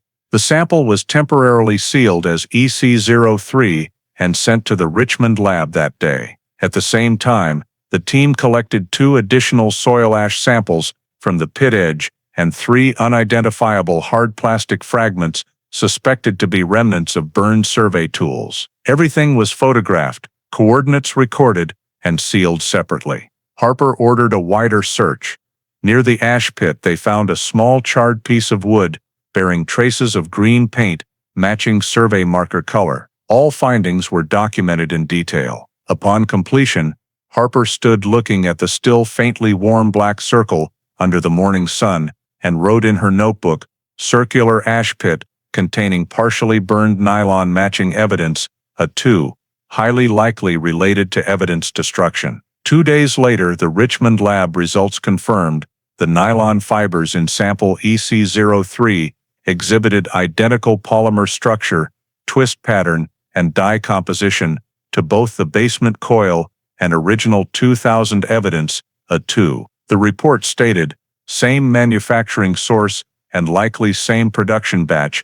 Burn patterns indicate high-temperature fire, possibly accelerated by gasoline or similar." The ash soil contained trace phosphate and unburned hydrocarbons, confirming use of an accelerant. Harper read every line carefully, then cross-referenced the results with Eric's statement. Every detail matched location of the burn pit behind the house, materials destroyed, nylon and survey tools. She wrote in the summary, "Statement corroborated by physical evidence, location, substances, and characteristics match original evidence." To ensure legal soundness, she convened an internal meeting with State Prosecutor Karen Hill and Forensic Chief Mason Dillard on June 21 in Richmond.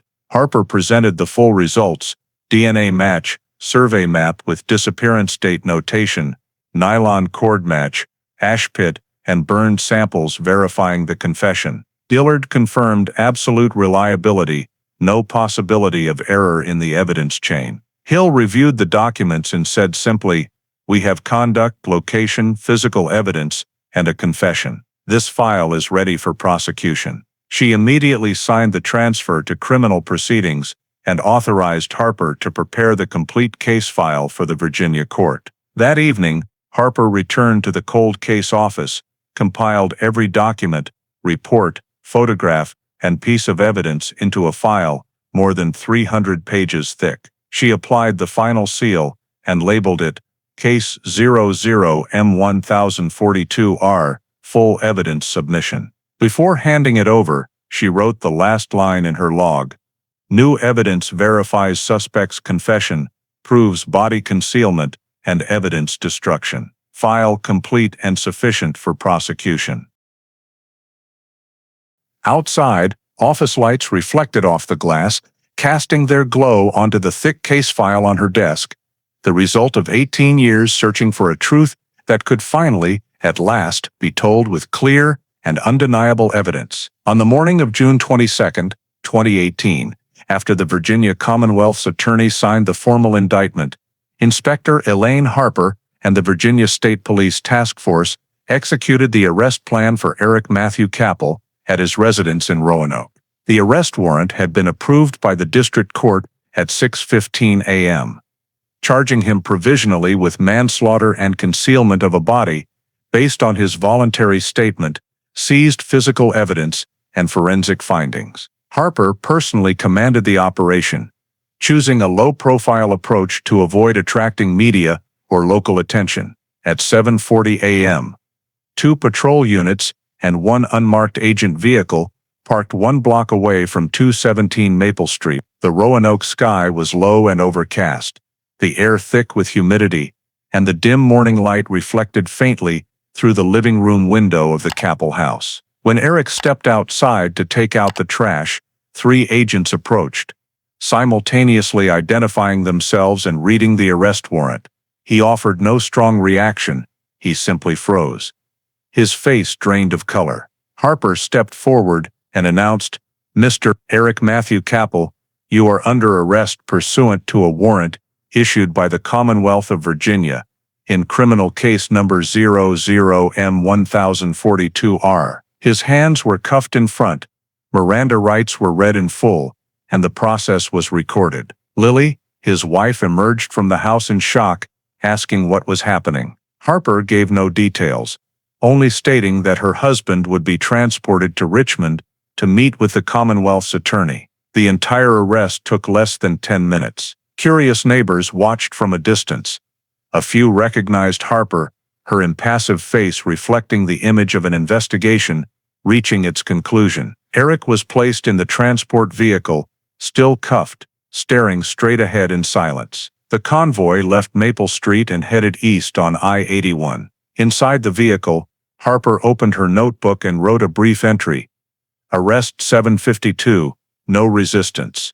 Medical condition stable, transferred to prosecution. By noon, the convoy reached the Virginia State Police headquarters in Richmond, where the transfer paperwork was immediately prepared. Harper signed for the prisoner, attaching the supplemental evidence list and the latest forensic reports. Eric was taken to temporary detention for medical screening and initial psychological evaluation. Commonwealth's attorney Karen Hill personally received the file and transfer order. In the custody receipt she wrote, "Subject Eric M. Capel, male, 45, resident of Roanoke, lawfully arrested pursuant to court warrant based on physical evidence and verified statements. Health normal, cooperative, no resistance observed." The 300-plus page case file Harper had finalized 2 days earlier was handed over at the same time. She briefed Hill on the case progression, DNA analysis, surveillance, searches, excavation, confession, and evidence corroboration. Hill flipped through the sections, pausing at the final page bearing Harper's signature and the handwritten note, "File complete. Sufficient for prosecution." She nodded and said quietly, "Good work. From here, the rest belongs to the court." Harper stood silently, looking through the thick glass of the holding area, where Eric sat motionless, hands resting on his thighs under the harsh fluorescent light. She knew the investigative phase was essentially closed, yet the heavy feeling remained. In her end-of-day log, she wrote, "The 22nd of June 2018, Eric Matthew Capel arrested in Roanoke, transferred to Virginia Commonwealth's attorney. Investigation file completed, case moves to prosecution phase." Outside, a light rain began to fall, droplets sliding down the windows of the duty vehicle, reflecting the flashing blue lights as the police convoy departed the detention area, closing the morning that marked the end of an 18-year hunt for a man who had once stood beyond all suspicion. In the final days of June 2018, immediately after Eric Matthew Capel's arrest and transfer to prosecutors, the Office of the Commonwealth's Attorney in Richmond began preparing the formal indictment. Lead prosecutor Karen Hill personally directed a special legal team consisting of 3 assistant prosecutors, 2 forensic specialists, and technical advisors from the state police. The goal was to assemble a complete prosecution file in which every piece of evidence possessed independent probative value.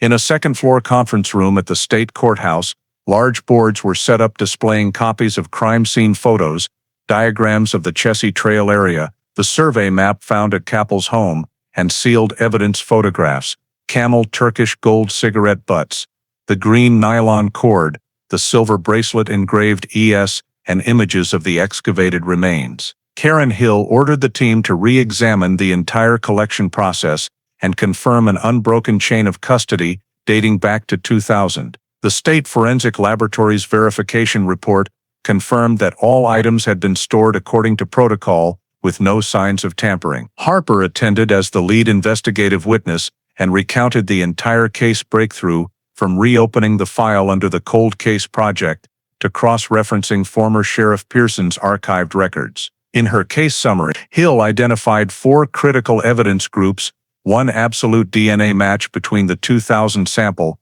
and Eric Kappel's 2018 sample, 2 the 2000 Chessie Trail survey map, annotated with the date 10/14, the exact date of disappearance, 3 the recorded detailed confession, accurately describing the burial location, matching the actual recovery site, and 4 physical items: nylon cord, fire pit, silver bracelet, and survey tools, all directly linked to the offense. Supporting evidence included search warrants, the wife's statement, and neighbor interviews. Hill directed the legal team to organize evidence chronologically for the preliminary hearing. On June 27, she signed the charging document for second-degree murder and concealment of a body under Virginia Code Section 18.2-3, 2 and 18.2-323. Simultaneously, the prosecution requested no bond detention, citing flight risk and severity of the charges. The preliminary hearing was scheduled for July 10,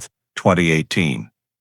In her office, Hill and Harper reviewed every detail of Kappel's statements: when he pulled over, the description of the argument, how he moved the body, smoking afterward. Each detail was cross-checked against forensic reports to form an airtight chain. Harper also submitted her personal duty log, containing handwritten notes and exact timelines, later accepted by the court as corroborative evidence of investigative integrity. At the Commonwealth's Attorney's Office, staff compiled a 62-page indictment beginning, the defendant, Eric Matthew Kappel, on the night of October 14, 2000 in Rockbridge County, Commonwealth of Virginia, did unlawfully take the life of Emily Sanderson and thereafter intentionally conceal her body to avoid criminal liability. Hill read the final draft once more before signing and affixing the red seal of the office. The appendix listed 28 physical exhibits, 14 scene reports,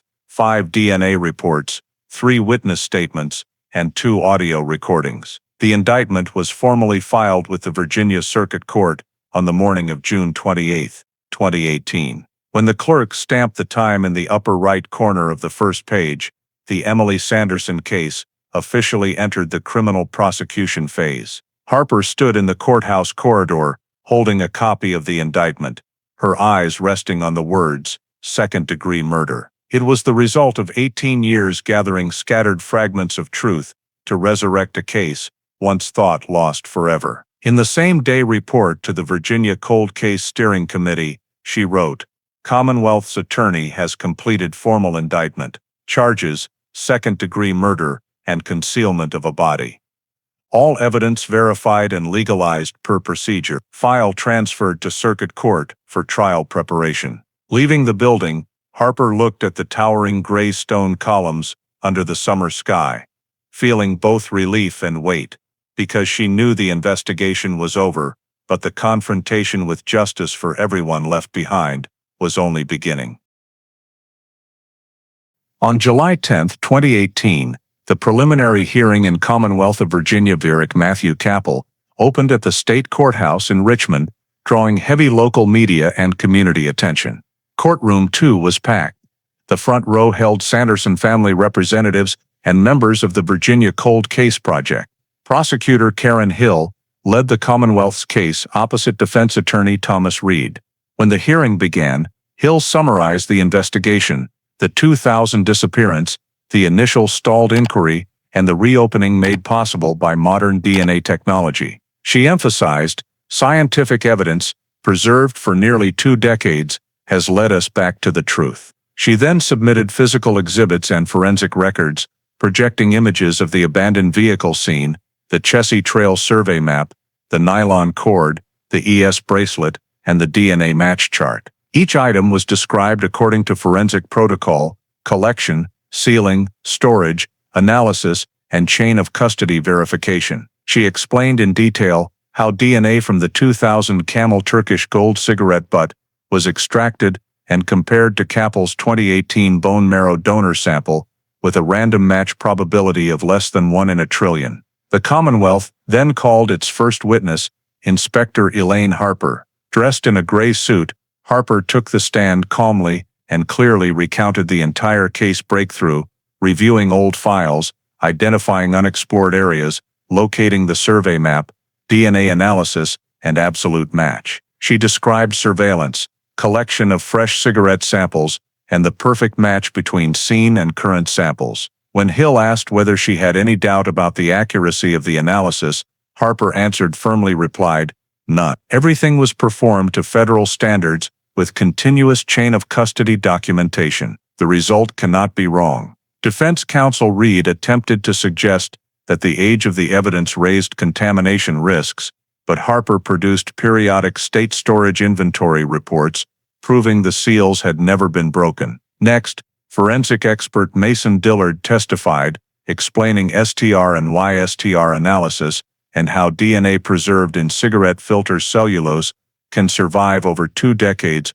under proper conditions. He stated the match confidence level was 99.9999999%. When Hill asked whether he could state with certainty that the person who left the DNA at the scene was Eric Kappel, Dillard answered, "Based on the scientific evidence, I can state it with certainty." The courtroom fell silent. Following the forensic portion, the Commonwealth played Kappel's recorded June 15 interview. His low, slightly trembling voice clearly admitted shoving Emily Sanderson on October 14, 2000, causing her to fall unconscious, then hiding the body in the woods. Many in the gallery lowered their heads when they heard him say, "I just wanted her to be quiet. I didn't mean to kill her." Hill paused the recording, looked toward the bench and said, "Those are his own words, not speculation." The defense argued lack of intent to kill and that the death was accidental during an argument. Hill countered, after causing the death, the defendant did not call for help, did not report it, but instead hid the body, destroyed evidence, and remained silent for 18 years. That is not the conduct of a panicked person. It is the conduct of someone who knew exactly what he was doing. She presented photos of the backyard fire pit, partially burned nylon, and reports linking the items to the original evidence, proving intentional destruction of evidence. After witnesses, the court allowed brief closing arguments. Hill concluded the Commonwealth's presentation with the steady words, "The truth does not disappear with time, it only waits to be found." The defense offered no counter-witnesses, only requesting the court consider mitigation due to the defendant's cooperation and confession. The hearing lasted until late afternoon.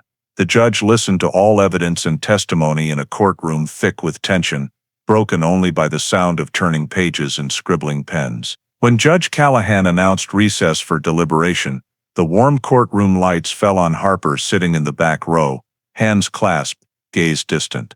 Nearly 20 years of investigation, every fact she had painstakingly reconnected, was now publicly laid before the law, and the final pieces of Emily Sanderson's disappearance had become irrefutable evidence.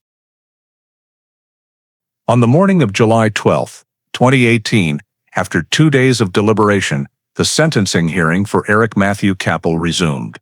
The courtroom remained packed, the atmosphere tense but quiet.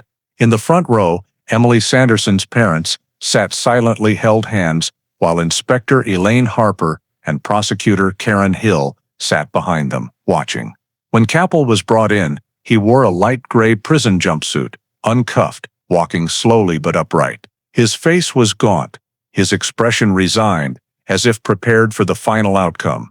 Judge James Callahan began by reading the verdict summary, having reviewed all evidence, testimony, and forensic records. The court finds defendant Eric Matthew Kappel directly responsible for the death of Emily Sanderson on October 14, 2000, and for intentionally concealing the body and destroying evidence. Prosecutor Hill rose and recommended sentence. Given the severity of the offense, the prolonged concealment, and the consequences inflicted, the Commonwealth requests life imprisonment without parole. Defense counsel Thomas Reed did not object to the sentence, but asked permission for the defendant to make a final statement. Capel stood, voice hoarse, speaking slowly. I have no excuse. I lived 18 years in fear of discovery and daily guilt. I cannot undo what I did, and I know I deserve this punishment. I only want to apologize to Emily's family and to everyone I hurt. Judge Callahan acknowledged the statement, then pronounced formal sentence. The court sentences defendant Eric Matthew Capel to life imprisonment without possibility of parole under Virginia Code, Section 18.2-3, 2 for second-degree murder, plus the ancillary charge of concealment of a body. Sentenced to run from the date of arrest, June 22, 2018. No eligibility for parole or reduction. The courtroom remained silent, except for the scratch of the judge's pen on the judgment. Harper looked directly at Capel without visible emotion. Capel glanced briefly at her, then lowered his head. As officers escorted him out, he paused for a second at the door, turned toward Emily's parents, and said almost inaudibly, "I'm sorry." Mrs. Sanderson nodded slightly, tears falling, saying nothing. Karen Hill handed Harper a copy of the judgment and said simply, "The judicial phase is over. The case is officially closed." Harper replied softly, "Yes, but what lies behind it will take much longer to fade." That afternoon, the case closure report was sent to the state archives. In her remarks, Hill wrote, "The Emily Sanderson case demonstrates the effectiveness of evidence preservation and modern DNA technology. The court outcome affirms the integrity of Virginia's investigative and prosecutorial process." A copy of the complete file, now nearly 400 pages, was sealed under case number 00M1042, R 2018, marking the judicial closure of a case nearly 20 years old. That same night, alone in the cold case office, Harper opened the original folder and reread Pearson's old note. No sign of foul play. She set the paper down, closed her eyes for a few seconds, then wrote the final entry for this case in her duty log. Court imposes life without parole. Emily Sanderson file. Judicial phase complete.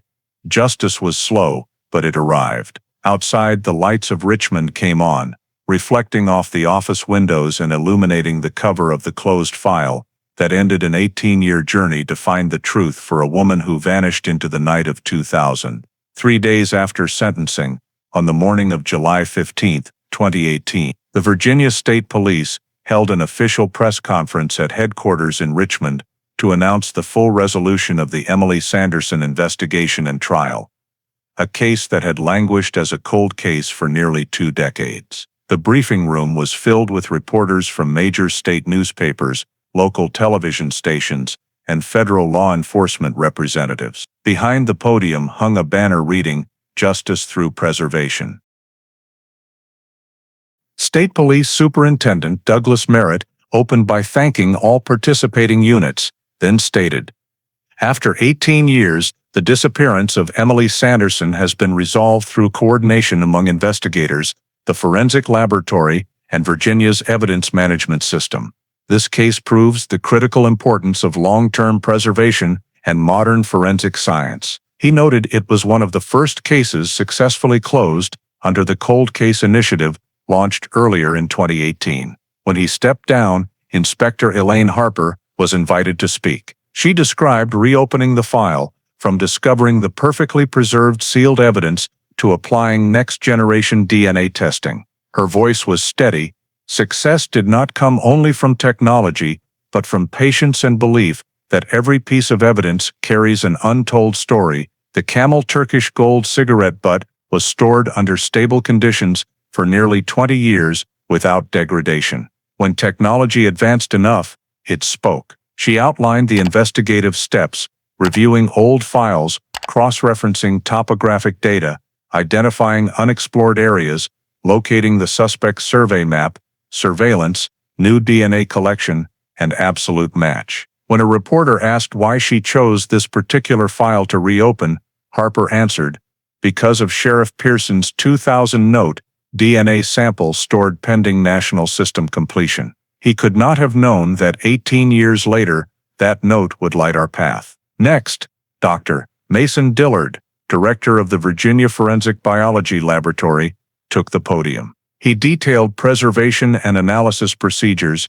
The sample was sealed in sterile plastic tubing, stored in the Charlottesville facility at 18 degrees Celsius and 45% humidity. Annual inventory checks prevented cross-contamination or degradation. When the cold case initiative began, we verified sample integrity and found sufficient DNA quantity for analysis. New generation STR and YSTR technology reconstructed the full genetic profile and compared it to the expanded 2018 CODIAS database. A 24/24 locus match positively identified the suspect. He displayed enlarged colored DNA charts and explained each analytical step from extraction to electronic matching.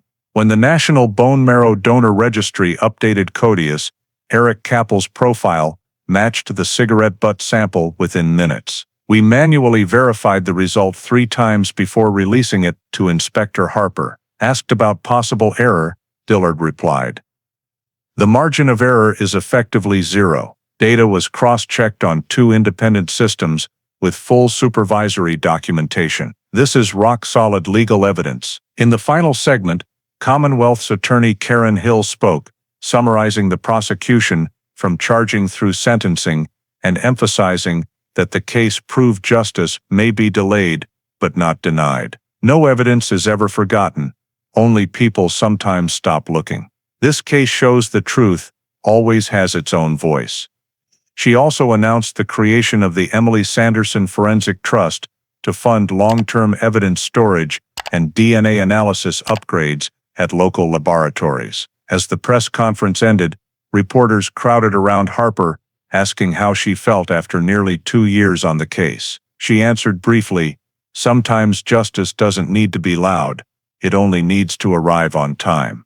Outside, the Richmond sky was unusually clear and blue, sunlight glinting off the bronze letters, Virginia State Police on the building facade, where for nearly 20 years, one tiny piece of evidence had waited silently for the day it would be called upon to close the long story of a disappearance, an investigation, and a justice finally discovered. On July 22, 2018, exactly 1 week after the official press conference, the Virginia State Forensic Laboratory in Richmond released Technical Report 1804203, a 32-page document that detailed the complete scientific process applied in analyzing the DNA sample that had been in storage for 18 years in the Emily Sanderson case. This was the final document in the legal chain of records for the case, intended to publish the technical details for the National Archive and to serve as a training resource for local forensic units. The report opened with an introduction written by Dr. Mason Dillard that clearly stated the objectives to validate the DNA chain from the evidence sealed in 2000, to compare it against the expanded 2018 CODIS database, and to demonstrate the long-term integrity of the evidence during storage. The first section described the storage conditions.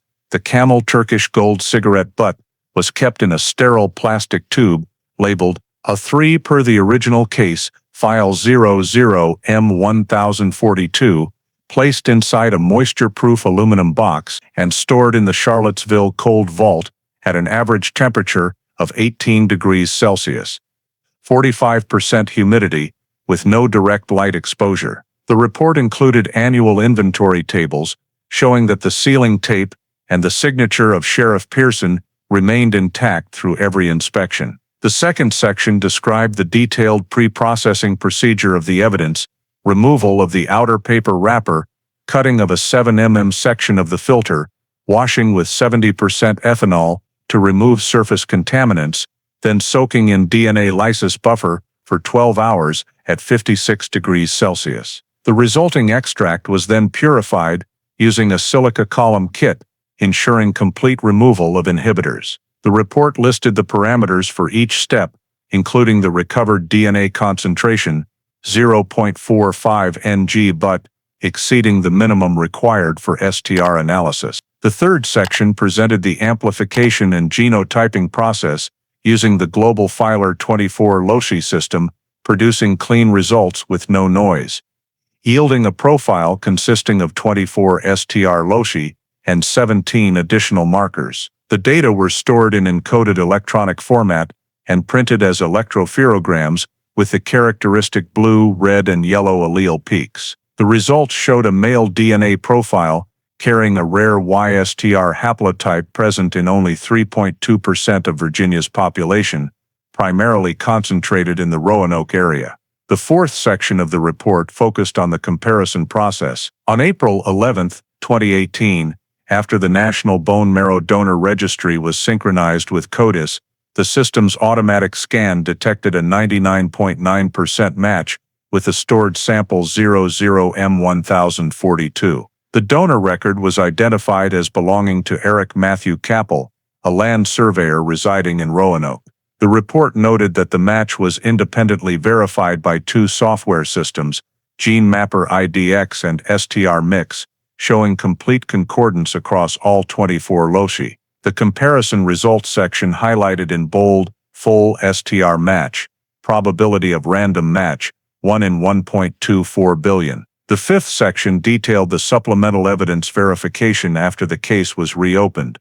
3 freshly collected cigarette butts from Eric Capel's household trash all contained DNA profiles that matched the 2000 sample exactly. These comparison samples were treated as secondary evidence confirming the analytical results. The report also described the re-examination of the Chessie Trail scene, the recovery protocol for bone and dental remains, and the victim DNA results that matched Emily Sanderson's parents at 99.99%.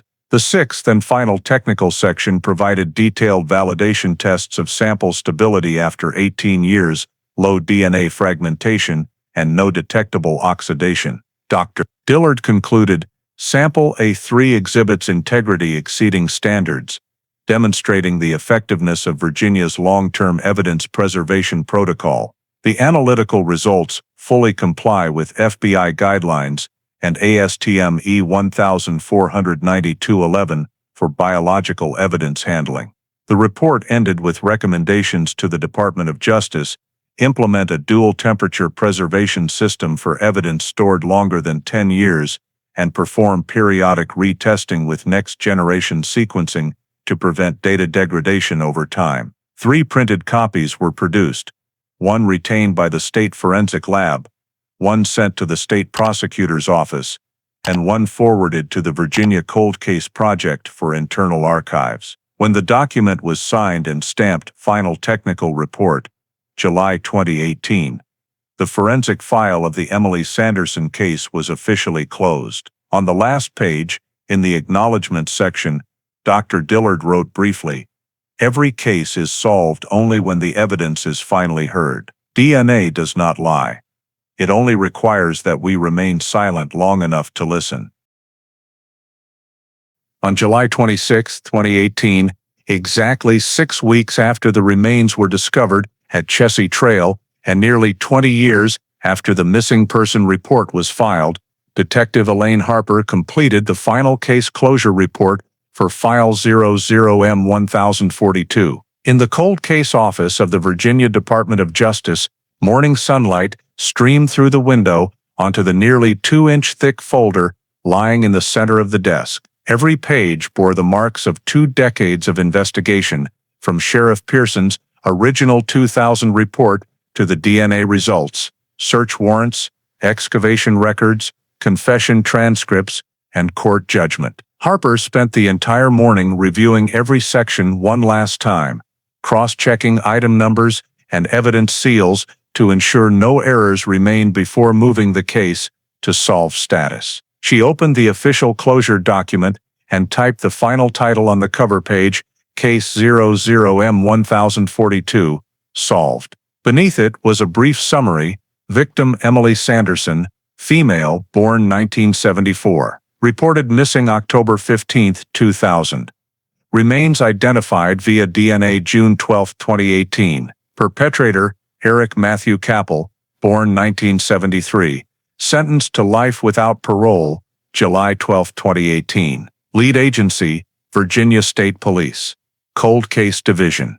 Harper signed in blue ink with a firm hand, then applied the round seal of the Virginia Department of Justice. The stamp landed on the paper with a soft but resolute thud, the period at the end of a long, exhausting journey. Afterward, she and 2 evidence custodians performed the procedure to reseal all physical evidence. In the cold storage vault at headquarters, 6 evidence boxes were placed on the table, the box containing the Camel Turkish gold cigarette butt, nylon cord, survey map, silver ring engraved, E.S., Chessie Trail soil samples, and the small box of reconstructed bones. Each box was checked for labels and inventory numbers, then sealed with red tape marked 00.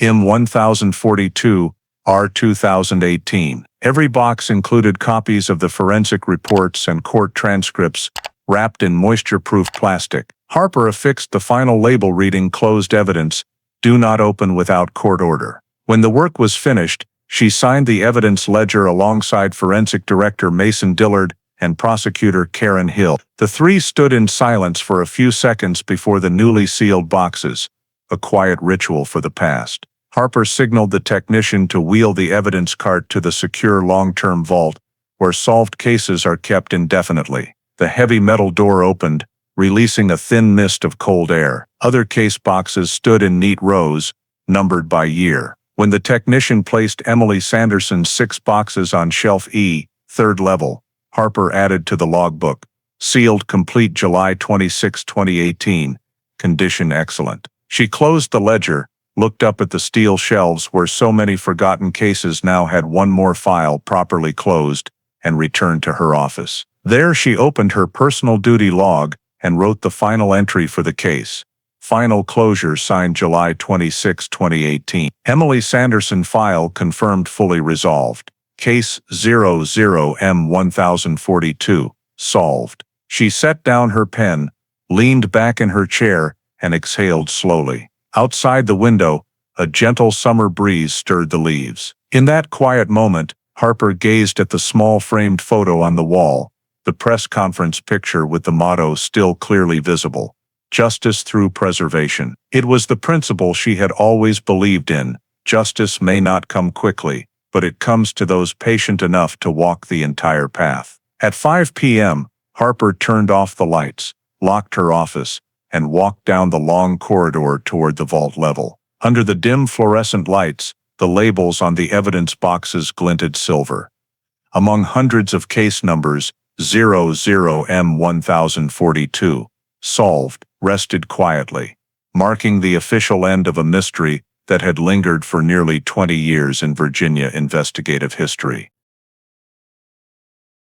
In early August 2018, after the Emily Sanderson case file was sealed and archived, the Virginia Department of Justice issued a 54-page internal operational review that evaluated the entire investigation, prosecution, and the factors that led to the case's successful resolution. Titled, Case 00M1042, Operational Review, Lessons from a 20-Year Investigation.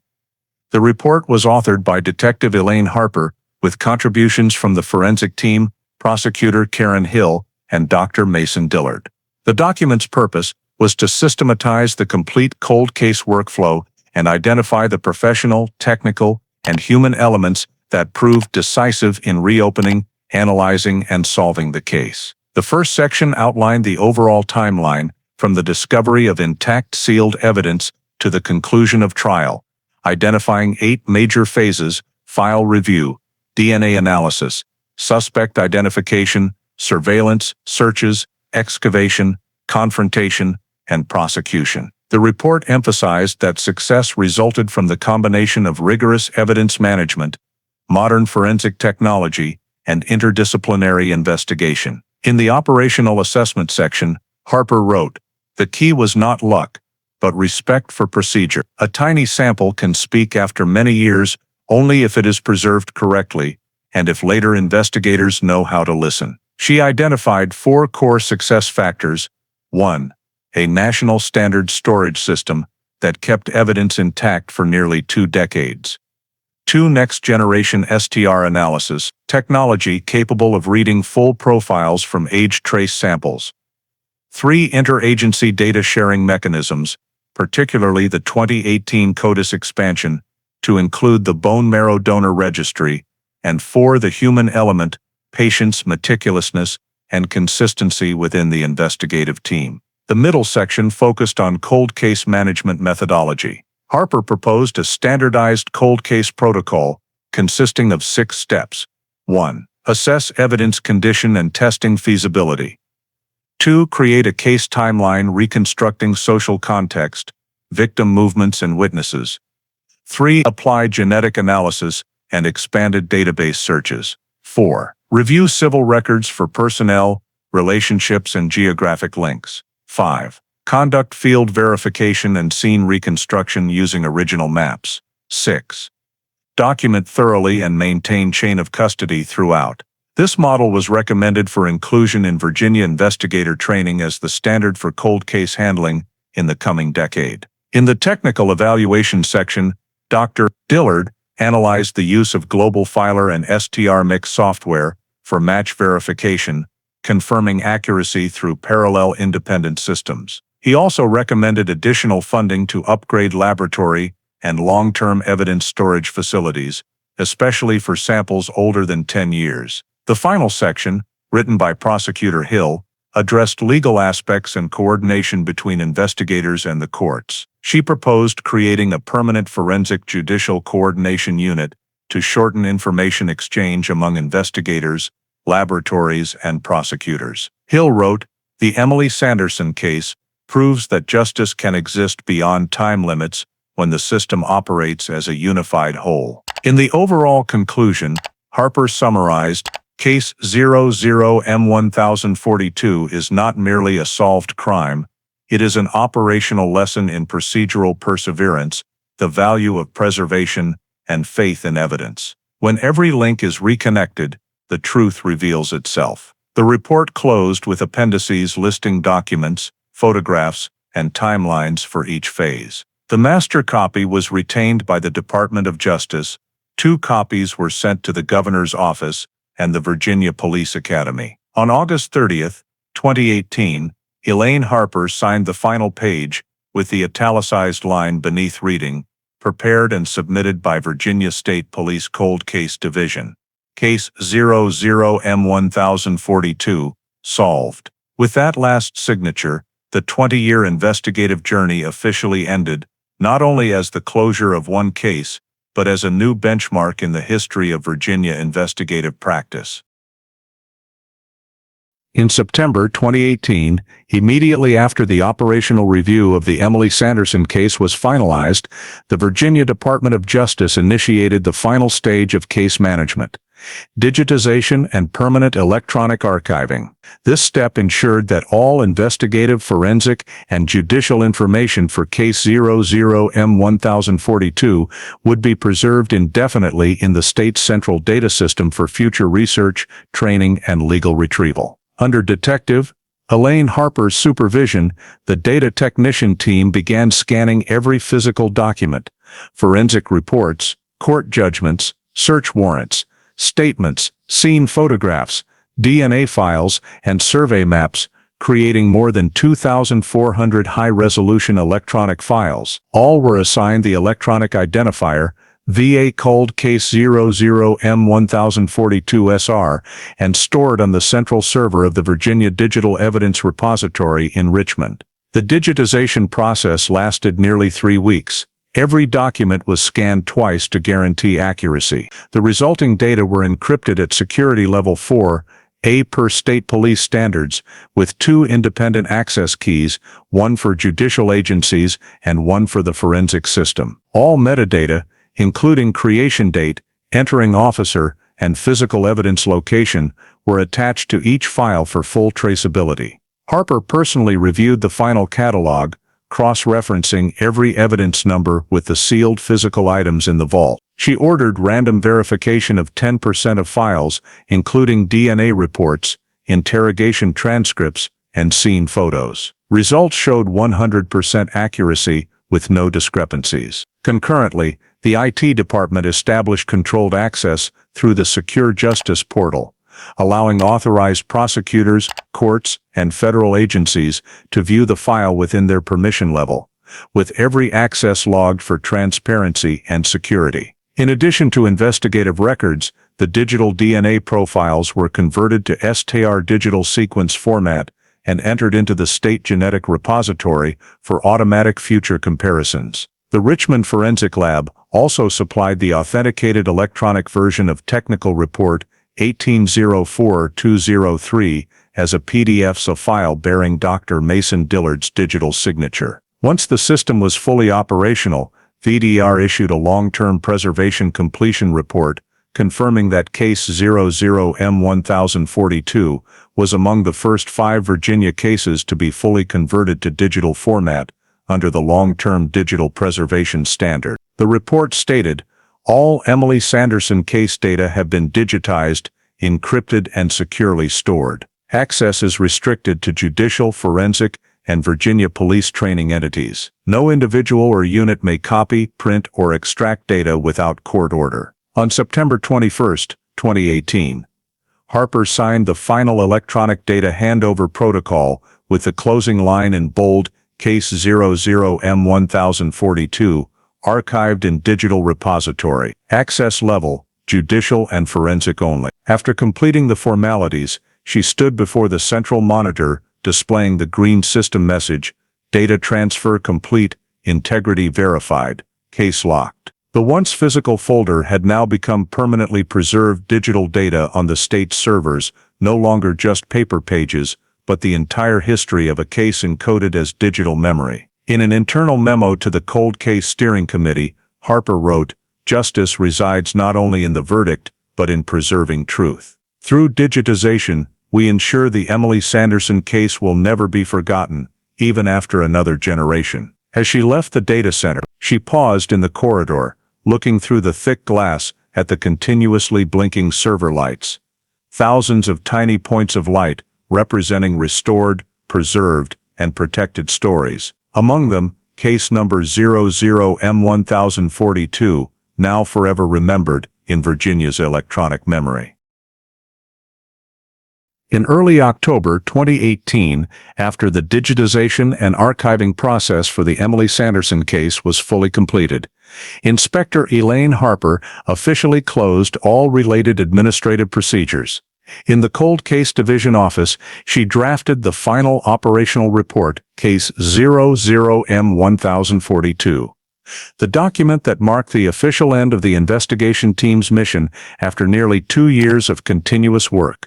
The 48-page report summarized the entire timeline from the reopening of the file in February 2018 to the moment the case was declared closed, including key dates, crime scene reports, forensic results, prosecution records, and digital data. Harper detailed the coordination process among agencies, state police, the forensic lab, the prosecutor's office, the courts, and the data center, describing it as an exemplary model for future cold case processing. In the comment section, she wrote, "The Emily Sanderson's case proves that no case is ever truly closed as long as evidence is preserved and people remain willing to search for answers." The report stated that all investigative findings had been incorporated into the advanced training program for Virginia state investigators under the course Forensic Continuity and Cold Case Management, which began rollout in the first quarter of 2018. The program's goal was to use Case 00M1042 as a real-world simulation to teach skills such as evaluating old evidence, applying next-generation DNA technology, file reconstruction, and interagency coordination. The State Police Academy's training department selected 5 standout sections from Harper's file for the curriculum: crime scene map review procedures, identifying unexplored areas, techniques for monitoring suspects through publicly collected DNA samples, federal standard forensic search protocols, and methods for obtaining voluntary statements. Additionally, the report recommended establishing annual training courses for young investigators, using the Sanderson case as the prime example of the concept evidence longevity, the lifespan of evidence. Harper emphasized, in old cases, investigators must not only look for traces, but also learn to read time, because every piece of evidence carries its own memory. The middle section of the report compiled feedback from participating units. The State Forensic Lab praised it as a benchmark file in chain of custody control, while the prosecutor's office noted maximum effectiveness in legal management and evidence handling. The Virginia Department of Justice also sent a letter thanking the cold case team for their outstanding work, regarding this case as a milestone that affirmed the value of the Cold Case Review Initiative. In the conclusion, Harper wrote, "From the survey map discovered in the basement to the DNA match after 18 years, every element proves that justice is not merely a court verdict, but a journey of persistence and precision." At the end of the report, she signed her name, stamped completed, 00M1042, Harper E., then sent the original to the governor's office, along with 3 copies to the Virginia Police Academy, the Richmond Forensic Lab, and the Judicial Data Center. That same afternoon, she attended the final internal meeting with the cold case team. On the projector screen appeared the words Training Integration Phase,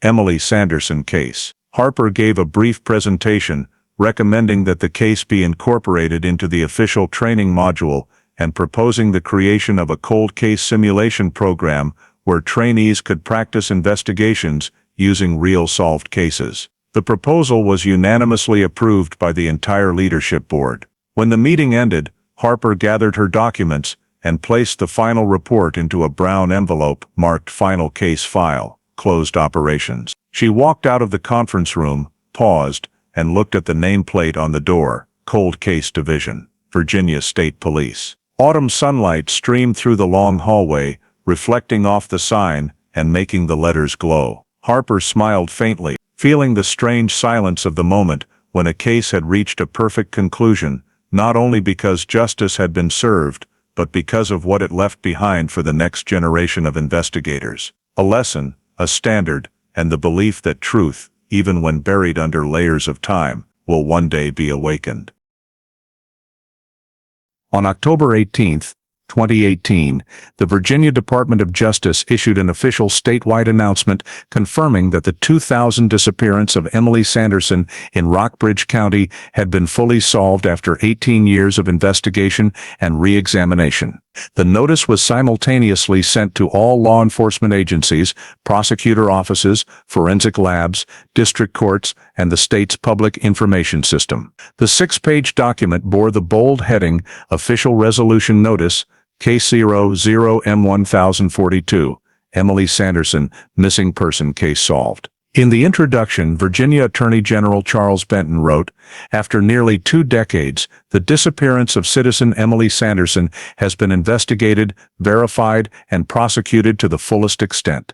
This is proof of the power of modern forensic technology and the perseverance of our state investigative forces." The announcement summarized the entire handling process from the missing person file opened in 2000, the preservation of evidence for 18 years, to the moment the Cold Case Virginia project restarted, the discovery of a matching DNA sample, and the subsequent arrest, trial, and conviction of Eric Matthew Capel. The middle section was dedicated to describing the forensic process, detailing evidence preservation, STR and YSTR analysis methods, and the 24/24 locus match confirmed by the Richmond State Forensic Lab in Richmond. The Department of Justice emphasized that this case would be retained as a model file for forensic units and investigators working on cold case recovery. The 4th paragraph stated clearly, "The investigation, analysis, and prosecution procedures in the Emily Sanderson case fully meet federal standards for handling long-term evidence, ensuring an unbroken chain of custody and demonstrating the value of long-term investment in forensic preservation systems." The document also quoted State Prosecutor Karen Hill. "This is not only a victory for justice, but proof that truth is not limited by time." The following section provided specific figures: 18 years of storage, 2,400 digitized files, 32 pages of technical forensic reports, 7 interagency coordinating units, and more than 2,000 investigative man-hours during the re-examination phase. The Department of Justice described the case as a historic milestone in Virginia criminal investigation and announced that the Emily Sanderson file would be added to the exemplary cold case files category. Cases used for specialized research and training. In the final section, the notice confirmed that all investigative procedures for this case were officially closed, all judicial, archival, and digitization procedures were complete, and the evidence would be permanently stored at the Central Repository in Charlottesville. The concluding line was printed in italics, Case 00M1042, closed and preserved in state record. Justice achieved. The announcement ceremony was held briefly at the Department of Justice building in Richmond, attended by representatives from the State Police, Forensic Lab, Prosecutor's Office, and lead investigator Inspector Elaine Harper. When invited to speak, Harper said briefly, "I only hope this is not an ending, but a beginning in how we view old cases, as stories that still have something to tell." Following her remarks, the Department of Justice distributed the press release throughout the internal media system, ending with Attorney General Benton's short statement, "Justice may walk slowly, but it never loses its way." The investigation of the Emily Sanderson case is now closed. At the same moment, the electronic board in the Department of Justice lobby lit up with the message, Case 00M1042, solved. Investigation closed, October 18, 2018. The lights reflected off the gleaming brass plaque, signaling the official end of a journey that had lasted nearly 20 years, a journey in which justice had finally been named.